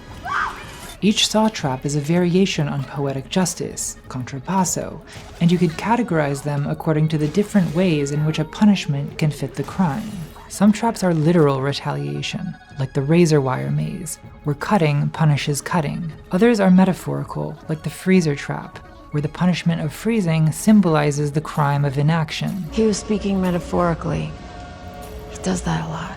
These can also be more Epic. subtle, like the bathroom trap, which doesn't obviously mirror a specific crime until Adam makes this confession. Face it, Larry, we're both bullshitters. So these two men who are full of shit are trapped together in a filthy lavatory. Maybe it's not that deep. Well, I will make it that deep. I want to play a game. Whoa! Other traps are what I'll call didactic. Technically, all traps are supposed to teach a lesson. What the fuck am I supposed to learn from this, huh? Look at my arm! But in true didactic traps, the victim literally can't survive unless they learn the lesson that the trap is meant to teach. For example, in Saw 5, a group of selfish criminals have to help each other to survive a trap sequence. You fucking killed her. I didn't trust her. Because the final trap demands they sacrifice 10 pints of blood. We were supposed to work together, so we all survived. That's the game. A valuable lesson about teamwork that I'm sure will make them productive members of society. The last category of traps I'll call revelatory justice, where the victim is forced to confront the harm they've done to other people. It's like in A Christmas Carol, where the ghost of Christmas future shows Scrooge the Cratchit family mourning Tiny Tim, whose sad Victorian child crutch lingers poignantly, now ownerless. And everyone cries, except Oscar Wilde, who probably thinks it's hilarious. I guess it is pretty funny. That's revelatory justice. Scrooge is made to understand the consequences of his actions from the victim's point of view. In Saw 6, Jigsaw puts the health insurance CEO through a series of these ordeals, forcing him to witness the effects of decisions he usually makes with an impersonal formula. The choice is not so clear when you are face to face with the people whose blood will stain your hands. First, he has to win a breath-holding competition against his company's janitor, who smokes and has a pre-existing condition, and so, obviously, he loses and dies. Duh. Now's as good a time as any to mention that Jigsaw has no class consciousness. He has the politics of the median voter. Yes, he wants to torture CEOs, but he also thinks that janitors who smoke deserve to die. This man has continued to smoke even though he has a history of high blood pressure. Anyway, then the CEO has to choose 2 out of 6 employees to save from death by shotgun, looking them in the eye as he kills them. Look at me! When you're killing me, you look at me! I'm sure after that he'd be just like Scrooge on Christmas Day, if only the final trap hadn't injected him with hydrofluoric acid. Have we talked about how killing is distasteful? To me. The violence in Saw is really very similar to Dante's Hell or Purgatory, except that unlike Saw, Dante is very elevated, so no one ever accuses the Inferno of being torture. But like, what is this poem if not a metaphysical torture safari? Don't get me wrong, I love the Divine Comedy, definitely a top 10 torture book for me, but I don't think it's morally defensible. I simply give myself permission to enjoy immoral art, because I believe in aesthetic decadence. Camille Paglia's view that, quote, literature's endless murders and disasters are there for contemplative pleasure, not moral lesson, though inevitably it's both. And from the moral point of view, I think Dante is much harder to defend than Saw, because Jigsaw is the villain. You can argue Saw is cruel, but the movie doesn't ask you to enjoy the cruelty or agree with it. Dante, on the other hand, presents eternal torture as divine justice. In the Inferno, Dante is often tempted to sympathize with suffering sinners, and every time Virgil has to remind him that empathy is liberal bullshit. It's blasphemy, in fact, to pity the damned, because it implies dissension from God's judgment. Damn. Don't ask me to pity those people. I don't mourn them any more than I do the thousands that died at Sodom and Gomorrah. Damn. Now this seems pretty fucked up to me, but that's because I'm... Wait, do you think... Fuck. Should I keep a slightly inbred cat to try to fix it? That's 6 sevens. Oh, fuck me, I just said it. That's a lot, though. That's almost a perfect cat. That's almost a perfect cat, but he's slightly inbred. Not a medieval Christian. From the modern liberal point of view, we see compassion as the basis of morality and cruelty as the basis of evil. That's why we're so outraged about torture. But Dante didn't have this hang-up. In his version of Christianity, the root of evil isn't cruelty, it's disobedience, turning away from God. So cruelty is not a moral problem for him as long as it results from the contemplation of God's perfect moral order. The Lord works in mysterious ways. To quote the famous theologian St. Thomas of Aquasomething, St. Thomas Aqua something? St. Thomas Aquinas. the blessed in glory will see the sufferings of the damned in order that their bliss may be more delightful to them. Looks like our friend Thomas of Aquasomething likes to book himself front row seats to God's sick little games. Nothing wrong with a man taking pleasure in his work. So if God's judgment entails a moral mandate to enjoy the suffering of sinners, then is Dante really any better than Tarantino? What is wrong with these people?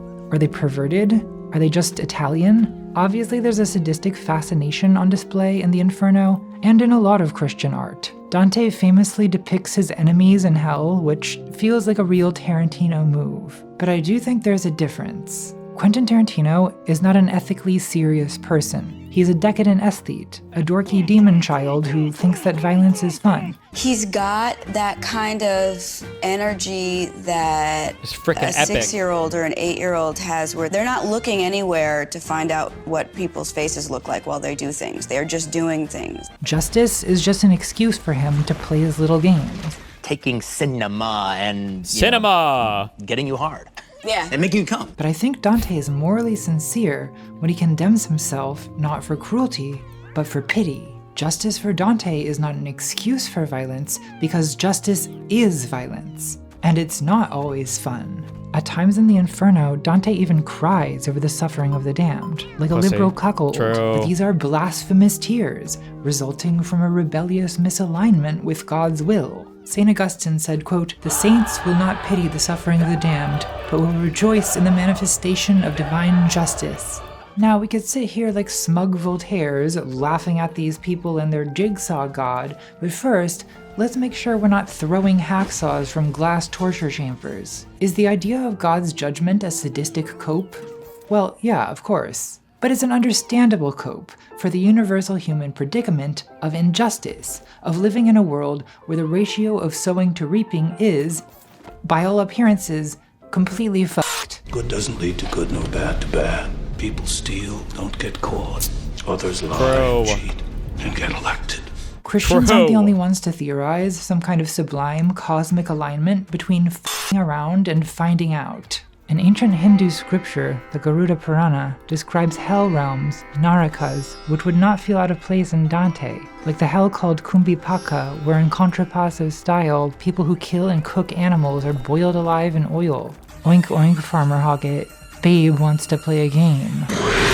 Did you know that pigs are highly compassionate animals? The Tamil film Aniyan is basically a Hindu version of Seven, but with better musical numbers. David Fincher, I demand that you remake Seven as a musical. Bring Kevin Spacey back. I don't care about the allegations. I want to see him singing in a Dutch tulip field. In Aniyan, rule-obsessed lawyer Ambi becomes a vigilante serial killer whose murders are based on punishments from the Garuda Purana. He writes the word Kumbhipaka in blood at the first murder scene, foreshadowing his next victim, a railway caterer who serves bad food. Ambi kills the cook by frying him into human chicken 65.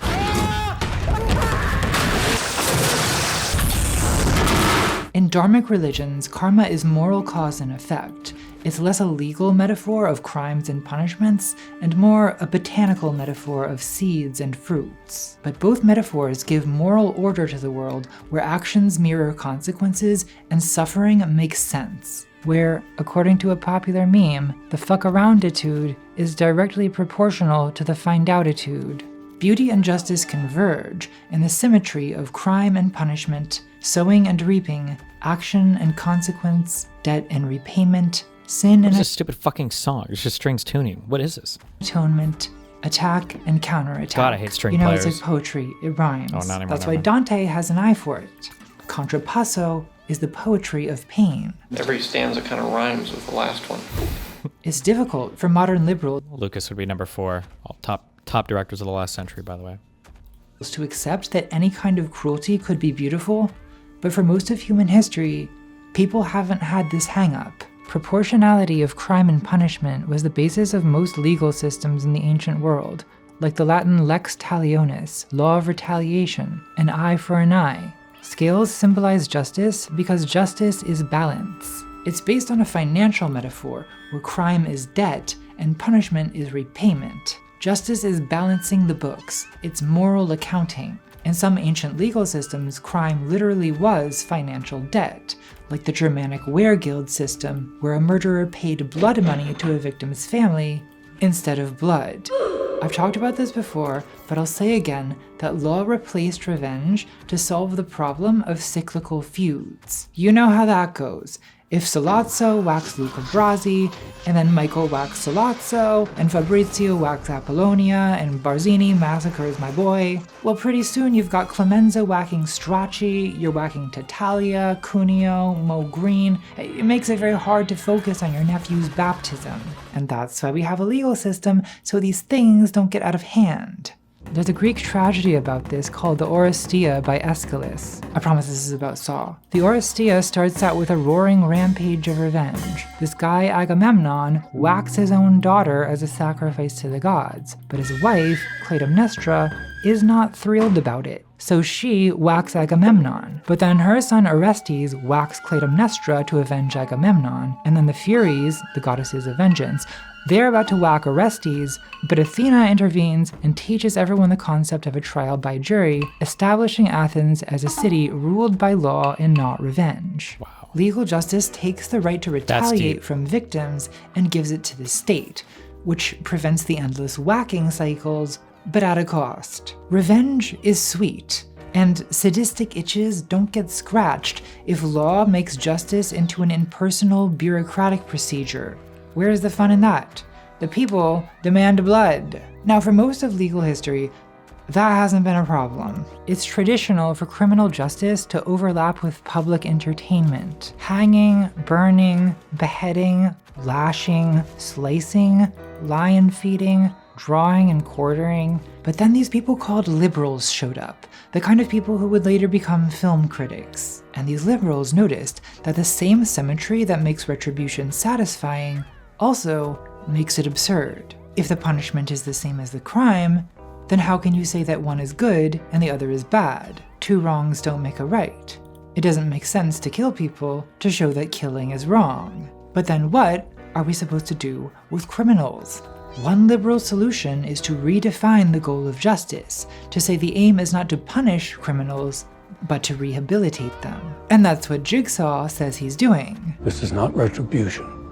It's a reawakening. He believes in giving people second chances. Everyone deserves a chance. But John Kramer's idea of rehabilitation is somehow more sadistic than revenge. His traps make John Doe's murders look humane. This is one of the more intriguing ideas in Saw, that a supposedly altruistic method of rehabilitation ends up justifying insanely brutal violence. It's kind of like A Clockwork Orange, where for the first half of the movie, criminal sadist Alex brutalizes people, and then he goes to prison where the law brutalizes him. An eye for an eye, I say. Someone hits you, you hit back, do you not? Criminal justice mirrors criminal violence. Alex's former gang become police. Same sadism, different team. But then liberals take over the government and reform the penal system, promoting rehabilitation over retribution. The new view is that we turn the bad into good. But their rehabilitation turns out to be behavioral conditioning that basically amounts to torture. Stop it, please, I beg you! Violence is a very horrible thing. That's what you're learning now. Your body's learning it. So the rhetoric of scientific progress and reform just puts a humanistic spin on transformative violence, which is really just an even stricter form of domination. Violence is a very horrible thing. Killing is distasteful. There's a paradox in the liberal animosity toward cruelty, kind of like the paradox of intolerance, that in order to be tolerant, you can't tolerate intolerance. The essayist Montaigne, now that's what I call elevated, articulates this paradox in his essay Of Cruelty, which by the way is just such lib shit. He says cruelty is the worst vice. He gets all squeamish about torture, public executions, and even hunting. Hunting! This 16th century man was so woke, he probably had pronouns. Anyway, his phrase is, I cruelly— It's Mr. Mooten! Hate cruelty. That's the paradox, that even the most pacifist morality is still driven by an aggressive impulse. a cruel hatred of cruelty. Liberals theoretically value compassion and oppose cruelty, and they often say they don't believe in retributive justice, but yes they do. They just use different words for it. Instead of crime and punishment, they use vague, evasive terms like actions and consequences. Accountability. You voted for the leopards eating people's faces party. Now the leopards ate your face. You know, it's like poetry. It rhymes. Some progressive communities advocate what they call accountability processes as an alternative to the oppressive carceral logic of criminal justice. But the supposedly non-carceral accountability processes often still implicitly involve some kind of retributive punishment, from public shaming at best to, well, Kai Cheng Tom describes an incident where, quote, a person who claimed that they were a survivor of intimate partner violence asked the community to beat up their abuser as part of their accountability process, a request that was fulfilled and put the named abuser in the hospital, endangering their life. I want to play a game.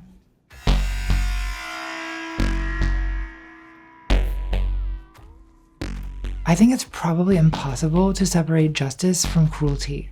They're too emotionally entwined. I think you can reduce cruelty, but you probably can't get rid of it entirely. That's why people love vigilantes so much. You know, like Batman. I'm vengeance. Most superheroes, really. Who is Spider-Man? He's a criminal, that's who he is. A vigilante. Or Maryland's own beloved Saint Luigi. Or like Gary Plauché, a father who became a folk hero in the 80s when, on live TV, he whacked the diddler who molested his son. Vigilantes reclaim the right to punish from a justice system many people feel is simply not violent enough, especially when it comes to CEOs and diddlers. And far be it from me to besmirch the good name of diddler whacking, most people in Gary's situation would want to do the same. But what should we make of gun YouTubers reenacting Gary's kill shot to celebrate Father's Day? So gang, we ready to catch a predator? Catch! Really? Catch 38 special in the skull. Are we doing this for justice? Or because it's so much fun, Jan? We got our diddler here. And I'm honestly not judging. I'm not even trying to harsh the buzz. I just think it's good to ask yourself the question before these things get out of hand. In Adelaide, Australia, in the 90s, this guy called John Bunting recruited a gang of youths for the noble purpose of whacking diddlers. But the gang also started whacking and torturing people just for being gay, or fat, It got out of hand? or disabled, or women. And they started dissolving the bodies in barrels of acid hidden in a bank vault. And well, long story short, they ended up becoming the most infamous serial killers in Australian history. There's a movie about it. It's depressing. Criminology calls these kinds of murderers mission-oriented serial killers to distinguish them from lust-crazed Jack the Ripper types. A Jack the Ripper knows his violence is wrong. I always knew that it was wrong, but... The transgressive thrill might even be a part of why his crimes are so much fun, Jan. He's playing Satan. The John Bunting type is playing God, or God's enforcer. He channels aggression through the superego because he needs a moral pretext. Is that to say, John, that what you were doing was God's good work? I was chosen. Most mission-oriented killers are rancid little Hitler types, social cleansers, who see themselves as purging society of undesirables. Whores, skunk pussies, buggers, queens, fairies, dopers, junkies. Someday a real rain will come and wash all this scum off the streets. Like John Doe, whose murders are basically just hate crimes. You know, he kills a fat guy for being fat. A disgusting man who could barely stand up. He kills a sex worker for being a sex worker. And let's not forget the disease-spreading whore. He kills a Jewish lawyer by making him sacrifice a pound of flesh. And you both must have secretly been thanking me for that one. This kind of killer does by vigilante violence essentially the same thing fascists do by law. People support fascism. Tell us what you're doing in this run so I can judge you. I don't know. I'm just trading in cats right now, making sure I keep my food up. I'm not doing much. Just politicians, because they like 55% completion for this game. Need daddy's permission, or even better, daddy's orders, to unleash sadistic impulses. They're like a firing squad waiting for the signal to shoot. Whoa. You will give everything to me. Every cell in your body. Jigsaw is a mutation of John Doe, but he's a different kind of vigilante. He does often target people on the margins of society, addicts, sex workers, the mentally ill, but he's not a social cleanser. He also targets people he accuses of wasting advantages from birth. From birth, you've all been given the advantages of few others. Check your privilege. As we've discussed, Jigsaw has no moral consistency. Some traps require forgiveness, others require murder. Some require cooperation, others betrayal. The theme of sadistic rehabilitation might suggest that Jigsaw is a hypocritical liberal, but I also think that's wrong. I have a theory about Jigsaw that's halfway between analysis and fan fiction, and I'm gonna tell it to you now because if you've watched the video this far, it's too late to stop. You're trapped. I want to play a game. I think Jigsaw can best be understood by comparing him to two other characters, his ex-wife Jill Tuck and his copycat turned disciple Mark Hoffman. I guess we need to address the copycat thing. A lot of the Saw sequel's problems stem from the third movie killing off the two most interesting characters, Jigsaw and his disciple Amanda, who turns against him after finally realizing his philosophy is bullshit. It's bullshit. Nobody changes. You do is no different than murder. Nobody is reborn. It's all bullshit! Saw 3 is clearly the conclusion of a trilogy, but it made too much money. That's why I'll still be watching new Saw movies in the nursing home. You think it's over just because I'm dead? The games have just begun. Every sequel after 3 has to come up with convoluted reasons for why traps are still a thing, usually involving an ever-expanding lineup of Jigsaw disciples and copycats. Jigsaw lives forever, through the work of his followers. One of these copycats is Detective Mark Hoffman, a dirty cop turned vigilante avenger whose traps are simply punishments for people who deserve it. Justice is the backbone to every peaceful society. For example, Linkin Park frontman Chester Bennington, who Hoffman glues to a car seat because he's racist. You, your girlfriend, and your friends are all racist. He judged others based on the color of their skin. Now he has to rip his own skin off in order to survive. Contrapasso. I'm so glad I read hundreds of stanzas of Italian poetry so I'd have a word to describe what happens to Chester Bennington in Saw 3D. Hoffman's first trap was a bladed pendulum, Edgar Allan Poe, hey how are you, that sliced in half the murderer who killed his sister. A straightforward revenge whacking. This is the guy that murdered your sister? Well then I'd say justice was served. Kramer then kidnaps Hoffman and converts him into a born-again Jigsawnian by pointing a shotgun at his face. A very persuasive argument. Hoffman and Kramer are supposed to represent two opposing views of justice. Hoffman's retribution versus Kramer's view that everyone deserves a chance at rehabilitation. But by this point in the series, we've seen enough to know that Kramer and Hoffman really aren't that different. In Saw 4, we learned that Kramer's first trap was also revenge adjacent. So Kramer used to have a wife, Jill Tuck, who ran a clinic for recovering addicts. While she was pregnant with their son, Jill was attacked by one of her patients, causing her to miscarry. As so often happens to the wives of characters who matter, John's subsequent depression led to their divorce, and to the failed suicide attempt that inspired his torture career, his first victim being Cecil, the very addict who attacked his wife and killed their unborn son. Kramer puts Cecil in a trap that forces him to push his face through interlocking knives to match your face with the ugliness of your soul. So just like Hoffman's, Kramer's first victim was a criminal who harmed his family. Kramer claims that this is not revenge, but yes it is. We can never come from anger or from vengeance. Yes you can.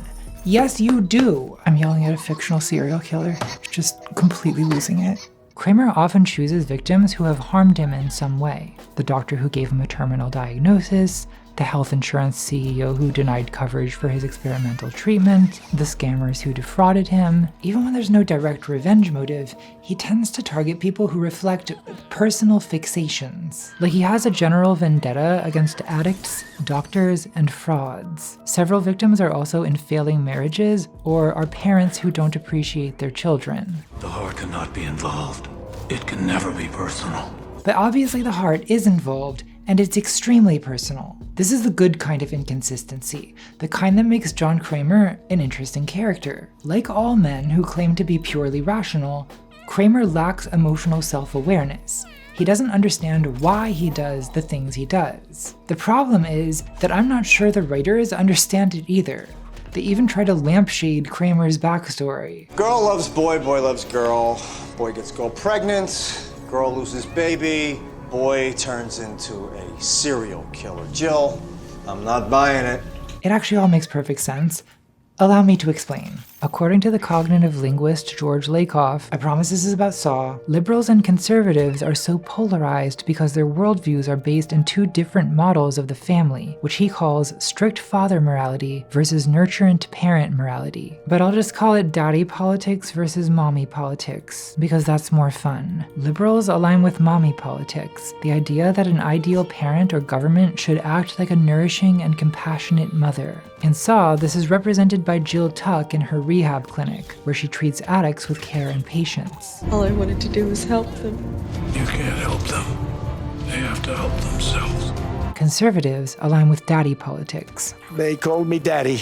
Their ideal parent or government behaves like a punishing father. Very smart man said he's our daddy. Right-wingers say that a conservative is a liberal who's been mugged.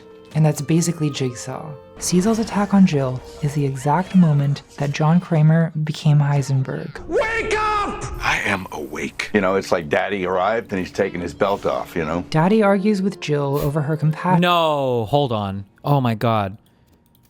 She is missing something that makes this video almost unforgivable if she doesn't have the right example in here. Passionate mommy approach to rehab, which he dismisses as naive and ineffective. These people, they will continue to hurt you. They're addicts, John. He presents Amanda as evidence that torture rehab works. It works. But mommy realizes daddy is a psycho and wisely pieces out. Her dreams of being a wine mom shattered. Daddy then steals the motto of mommy's clinic. Cherish your life. The fucking motto. And he scrawls it in blood red paint on the walls of his torture chambers alongside other inspirational slogans, like if the Manson family became high school guidance counselors. John's fight with Jill gives us insight into his hypocrisy. Daddy politics makes no distinction between punishment and rehabilitation, because according to Daddy, punishment is rehabilitation. Once you see death up close, then you know what the value of life is. Less strict forms of discipline are seen as merely coddling that spoils children. If you allow your hormone-addled 15-year-old... Okay. This is probably one of the weirdest things I think I've ever seen in my life. Merely coddling that spoils children. If you allow your hormone-addled 15-year-old daughter to, like, slam the door of her bedroom and give you the finger, you're gonna get more of it. And those kids are gonna wind up in rehab. You can't help them. They have to help themselves. And that's why Jigsaw is not a lib.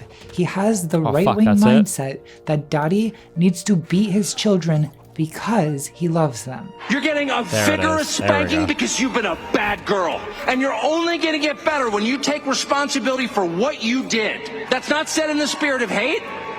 It's not said in the spirit of vengeance or bigotry. Far from it. It's said in the spirit of justice.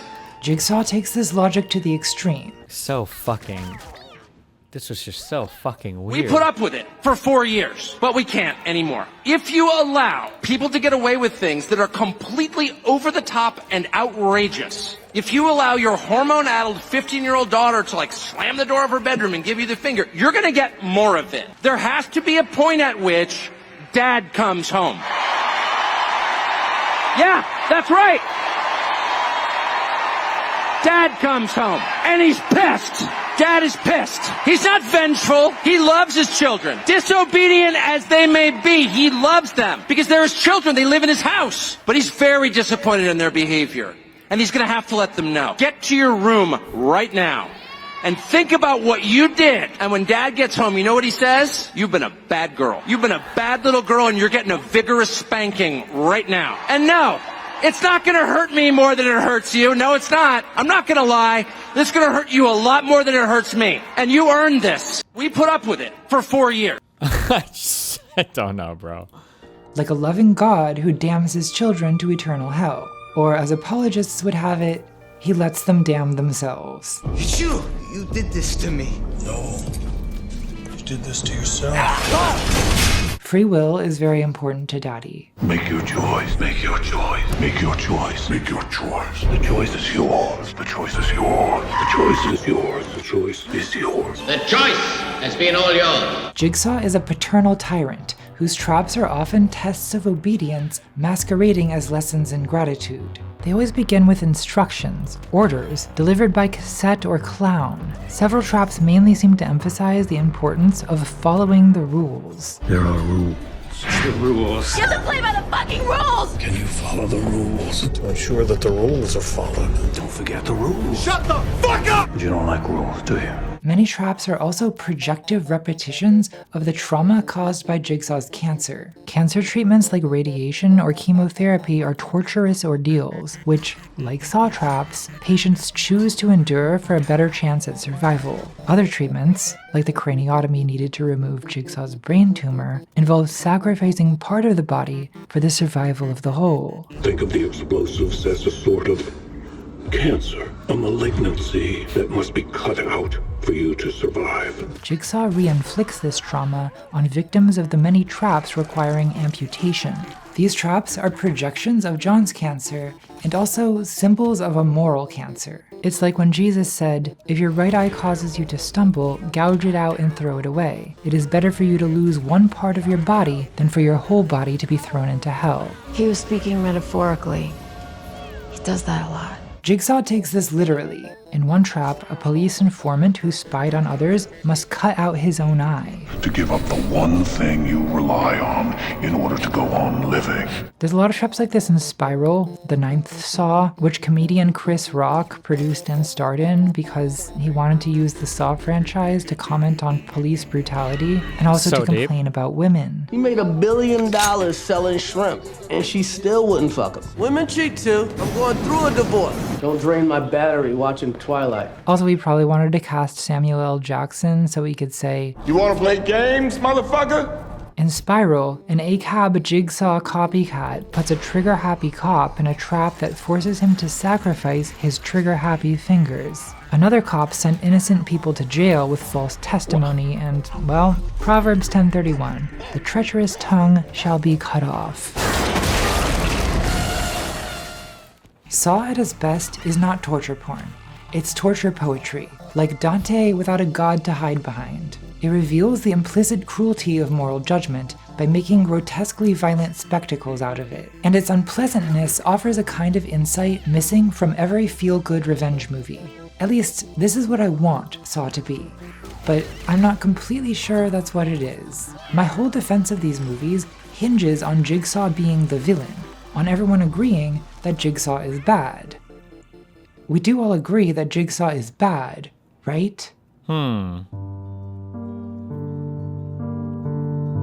Saw 10, the most recent installment in the franchise, premiered in 2023, nearly 2 decades after the original.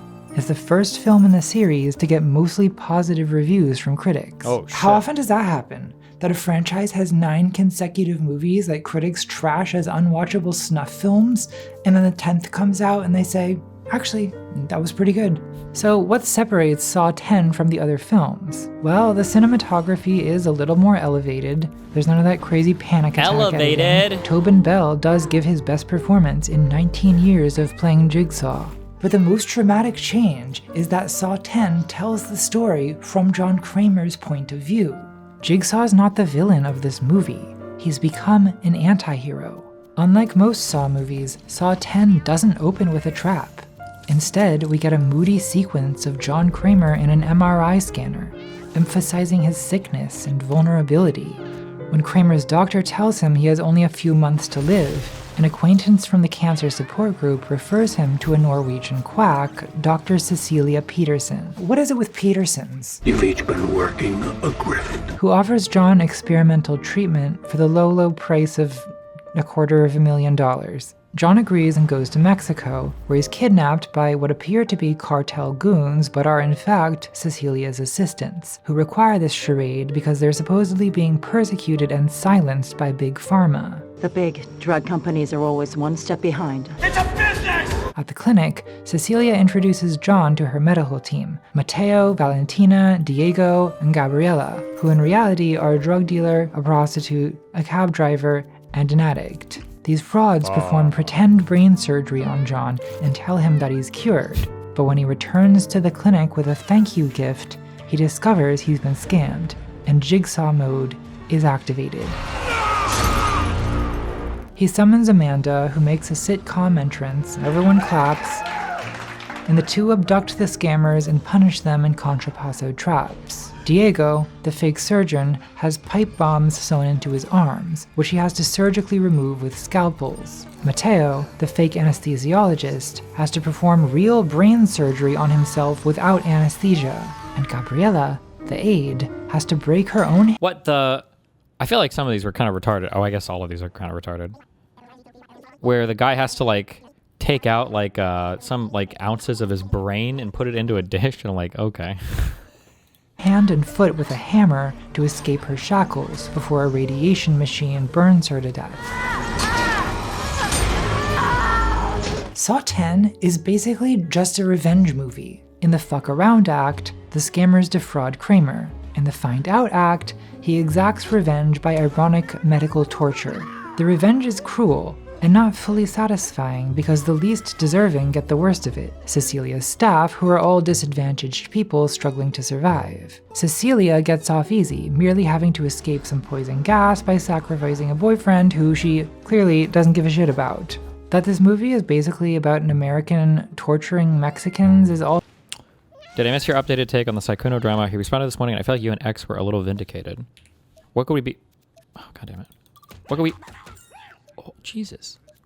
What could we be vindicated over? I don't even know what... I don't think I even had, like, a strong take on it.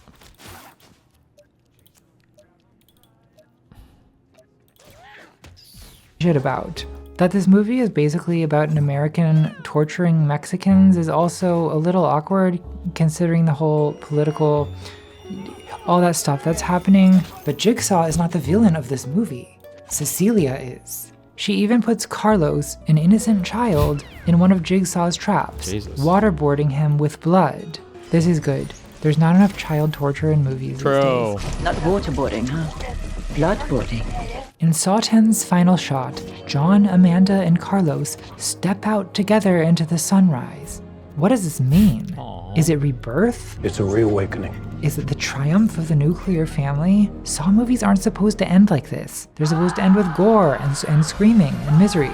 But the more important question is, how have we gone from the Jigsaw of Saw 1, a dangerous maniac who was fully prepared to kill a child just to punish her father's vague crimes against Darwinian instinct, to the Jigsaw of Saw 10, a considerate old man bringing predatory frauds to justice? All of you promised dying people. Dying people! Dying! You could save their lives. And in doing so, you took advantage of the only thing that they still possessed. Hope. Hope. Oh my God. Is the culmination Cinema. of a series-spanning trend toward framing violence as retribution. The same trend we saw in Tarantino's career. And I don't know what the writers of Saw 10 were thinking, but my guess is that they were attracted to the revenge plot structure because it makes the violence feel less bad. If that's the case, I guess it worked. The critics are finally happy. There's a general pop culture tendency to reimagine villains as tragic anti-heroes. Joker, Maleficent, Wicked. Remember that Cruella movie where the tragic backstory is that her parents were murdered by Dalmatians? There's no way. Really? No. I guess I admire the bravery it takes to ask bold questions, like, is evil so wrong? But did we really need to do this with Jigsaw? Even when writers actively discourage it, a lot of audiences still end up identifying with characters who are violent psychopaths. You know, the you missed the point by idolizing them starter pack. Patrick Bateman, Walter White, Tyler Fight Club. Most teenage boys go through a stage of identifying with these characters despite the creator's intentions. I really don't know how I feel about the Walter White thing. I think the creators, I'm sure they've made a statement on this, don't want you to identify with Walter, but I don't think you would be incorrect in seeing him as like a weird hero person. I think that I just don't think they do a very good job at communicating that you're not that. Yeah, because like if you really think about it, Vince Gilligan has talked about this extensively. Oh, does he admit that he fucking failed? Or are you supposed to identify with him? I feel like if he, I feel like if his cancer hadn't come back, maybe, because I feel like he gets everything that he wants, and his life ends up, he gets a certain sense of fulfillment that he wouldn't have gotten otherwise. I could just kind of lose his family. I'm trying to think if that's... Man, that last episode is just a real rough one. Because he gets, like, the perfect revenge. He gets to free Jesse. It's, like, the culmination of all the stuff. He gets to die, like, this amazing death after killing it just really sells it, like... I don't know, man. Yeah, I'm not sure. I don't know. And then the fact that he's going to die anyway from his cancer as well. He wanted to make sure his family has money, but he loses it? No, not even, right? Unless I'm forgetting some scene. Because he still has some millions that he leaves to the two rich people, and then he has the fake snipers say that they're going to kill you if you don't give this money back to my family or some bullshit.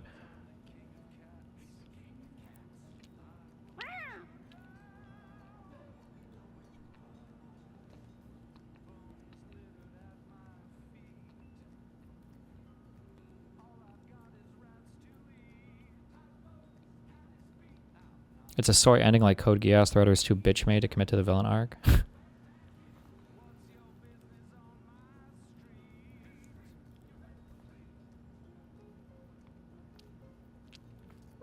Yeah, I don't know. I feel like the last couple episodes really give him... It's like too much of a good... too much. Yeah, too much. I don't know. Which brings us back to the question we started with. How does watching violence make you feel? I've told you my feelings.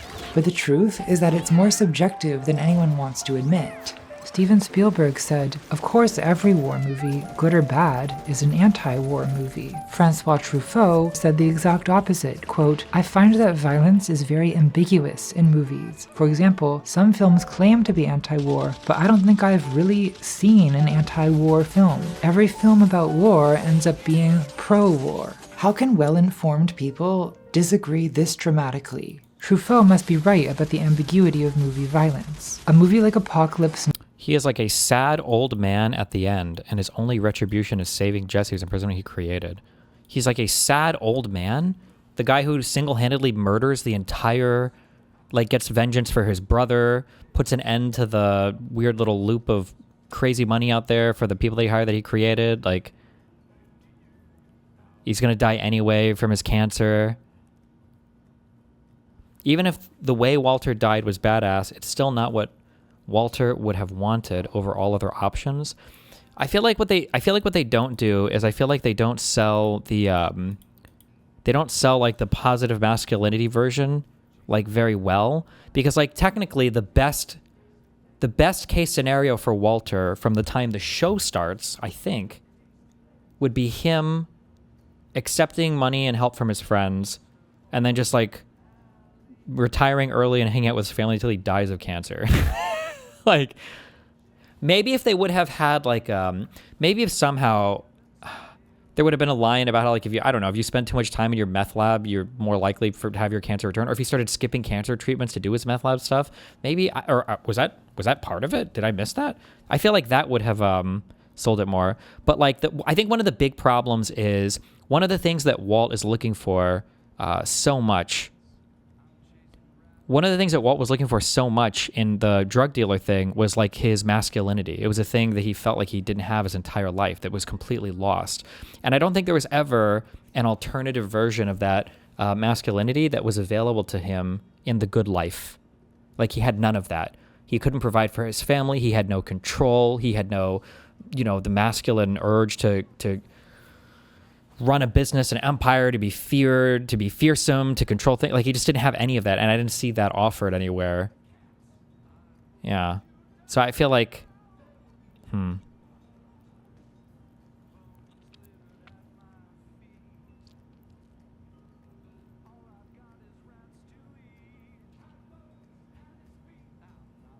You need to remember, Walt should have been rich, but his work/friends fucked him.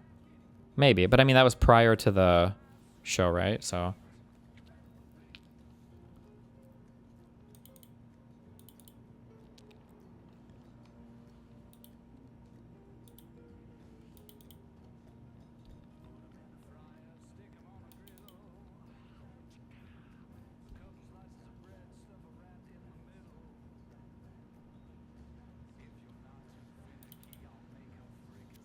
Now is clearly intended to be anti-war, but would disagree this dramatically. Truffaut must be right about the ambiguity of movie violence. A movie like Apocalypse Now is clearly intended to be anti-war. I think that's the point, though. The masculinity ends in death. That's sort of the point with those bad guy main characters. They die at the end. That's the price.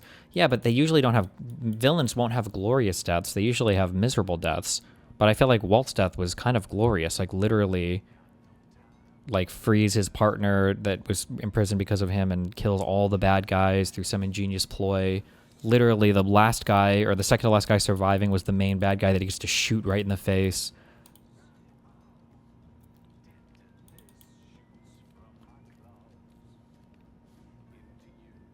Bro, his death is not glorious. He kills himself on accident? What? That was the perfect way for him to die.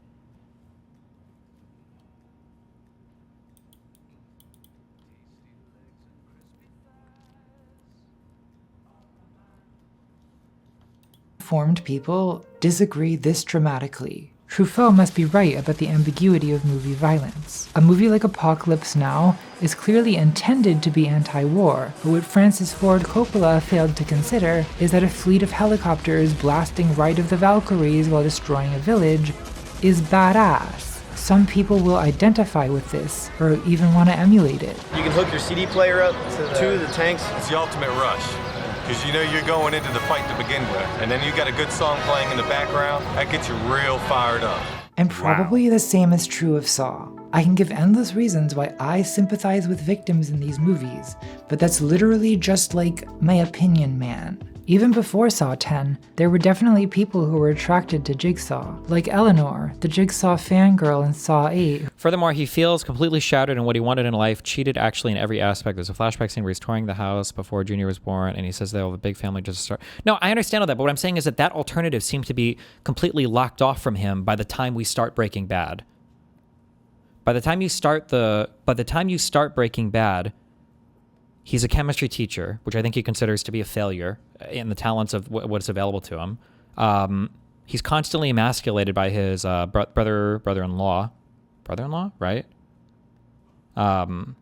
Which sucks. You know, he's got he's not making much money. He's got terminal cancer. Yeah, it's just not. Yeah, he's fucked by the beginning of the show.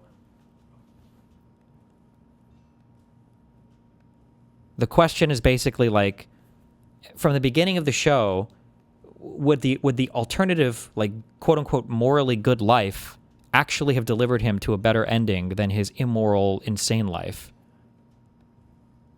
I don't know. I don't think they really sell that very well.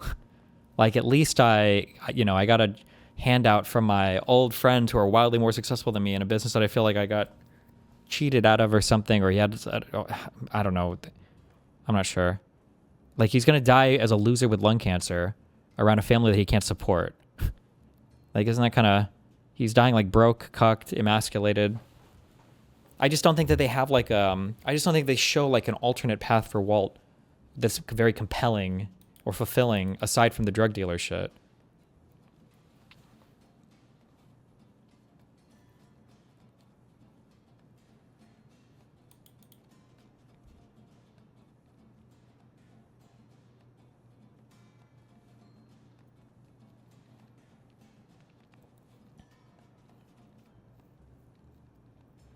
I think the compelling part is how many times he had an off-ramp, but his ego and pride made him keep going. Well, what the fuck was the point of the off-ramp? I think that if they would have communicated somehow that him continuing the drugs shit is what led to the cancer relapsing or something, then maybe, but I don't know how you could, like, with cancer, that's a really hard thing to say for sure, you know?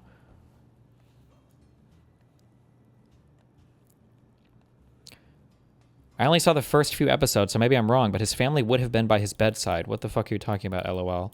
I don't know how to communicate with people that can't engage with media and you just, like, view it from, like it's your life or something. I don't know how to engage with that kind of a statement. We are like, how could it be bad? His family is there. Doesn't everybody want their family to be there, LOL? I don't know how to engage with that comment. I don't know what to say. I'm sorry. The whole theme of Walt is that he feels out of control with everything in his life, and he feels like he's dramatically underperforming his own record and what his expectations for himself are as an individual and as a man. And for your counter to be like, but he would have been dying like a fucking cucked loser with cancer with his family at his side, is like, yeah, that would be like the worst thing for him, I think.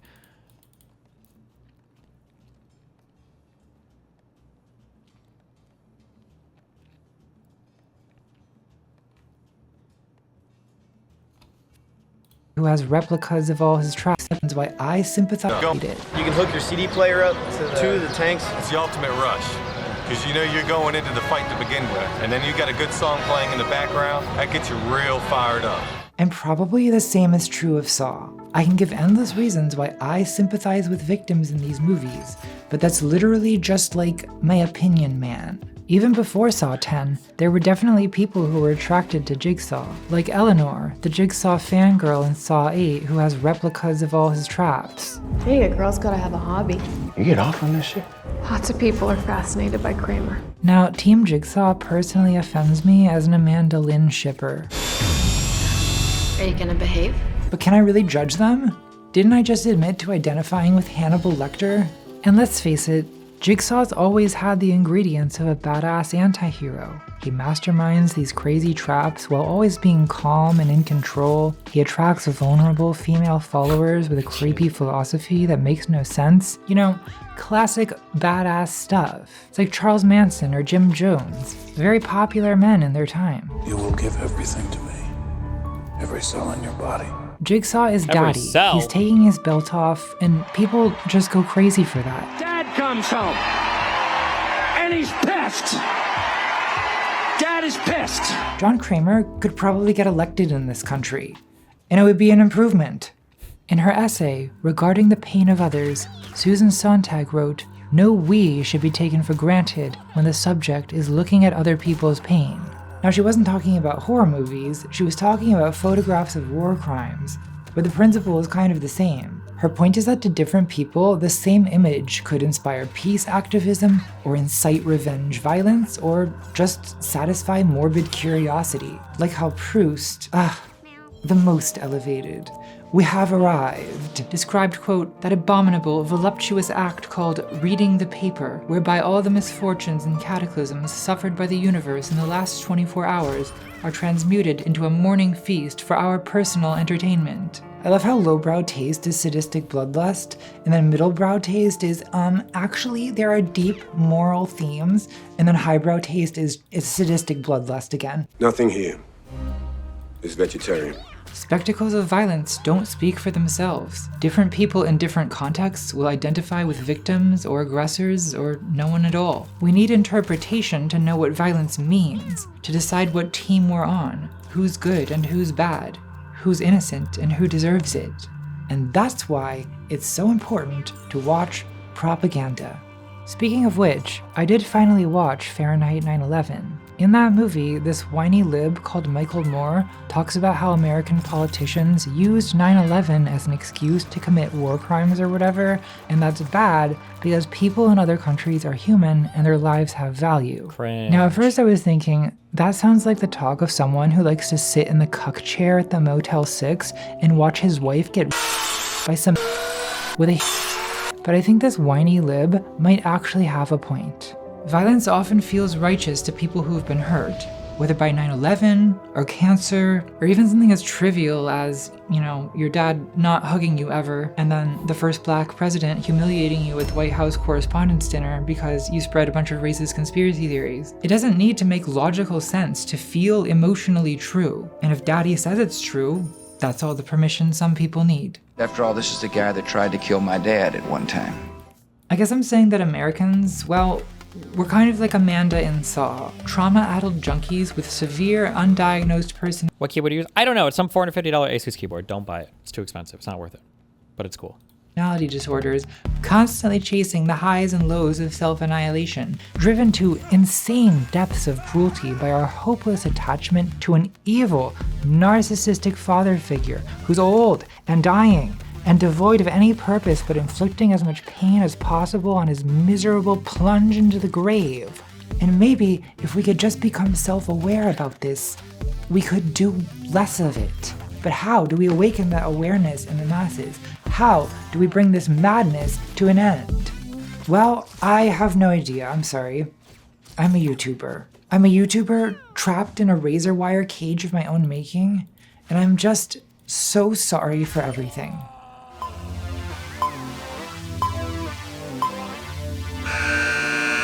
Game over. Oh wait, the game. It's over. Good. Well, that's it, everyone. I guess I'm gonna bleed out now. Good night. That was frickin' epic.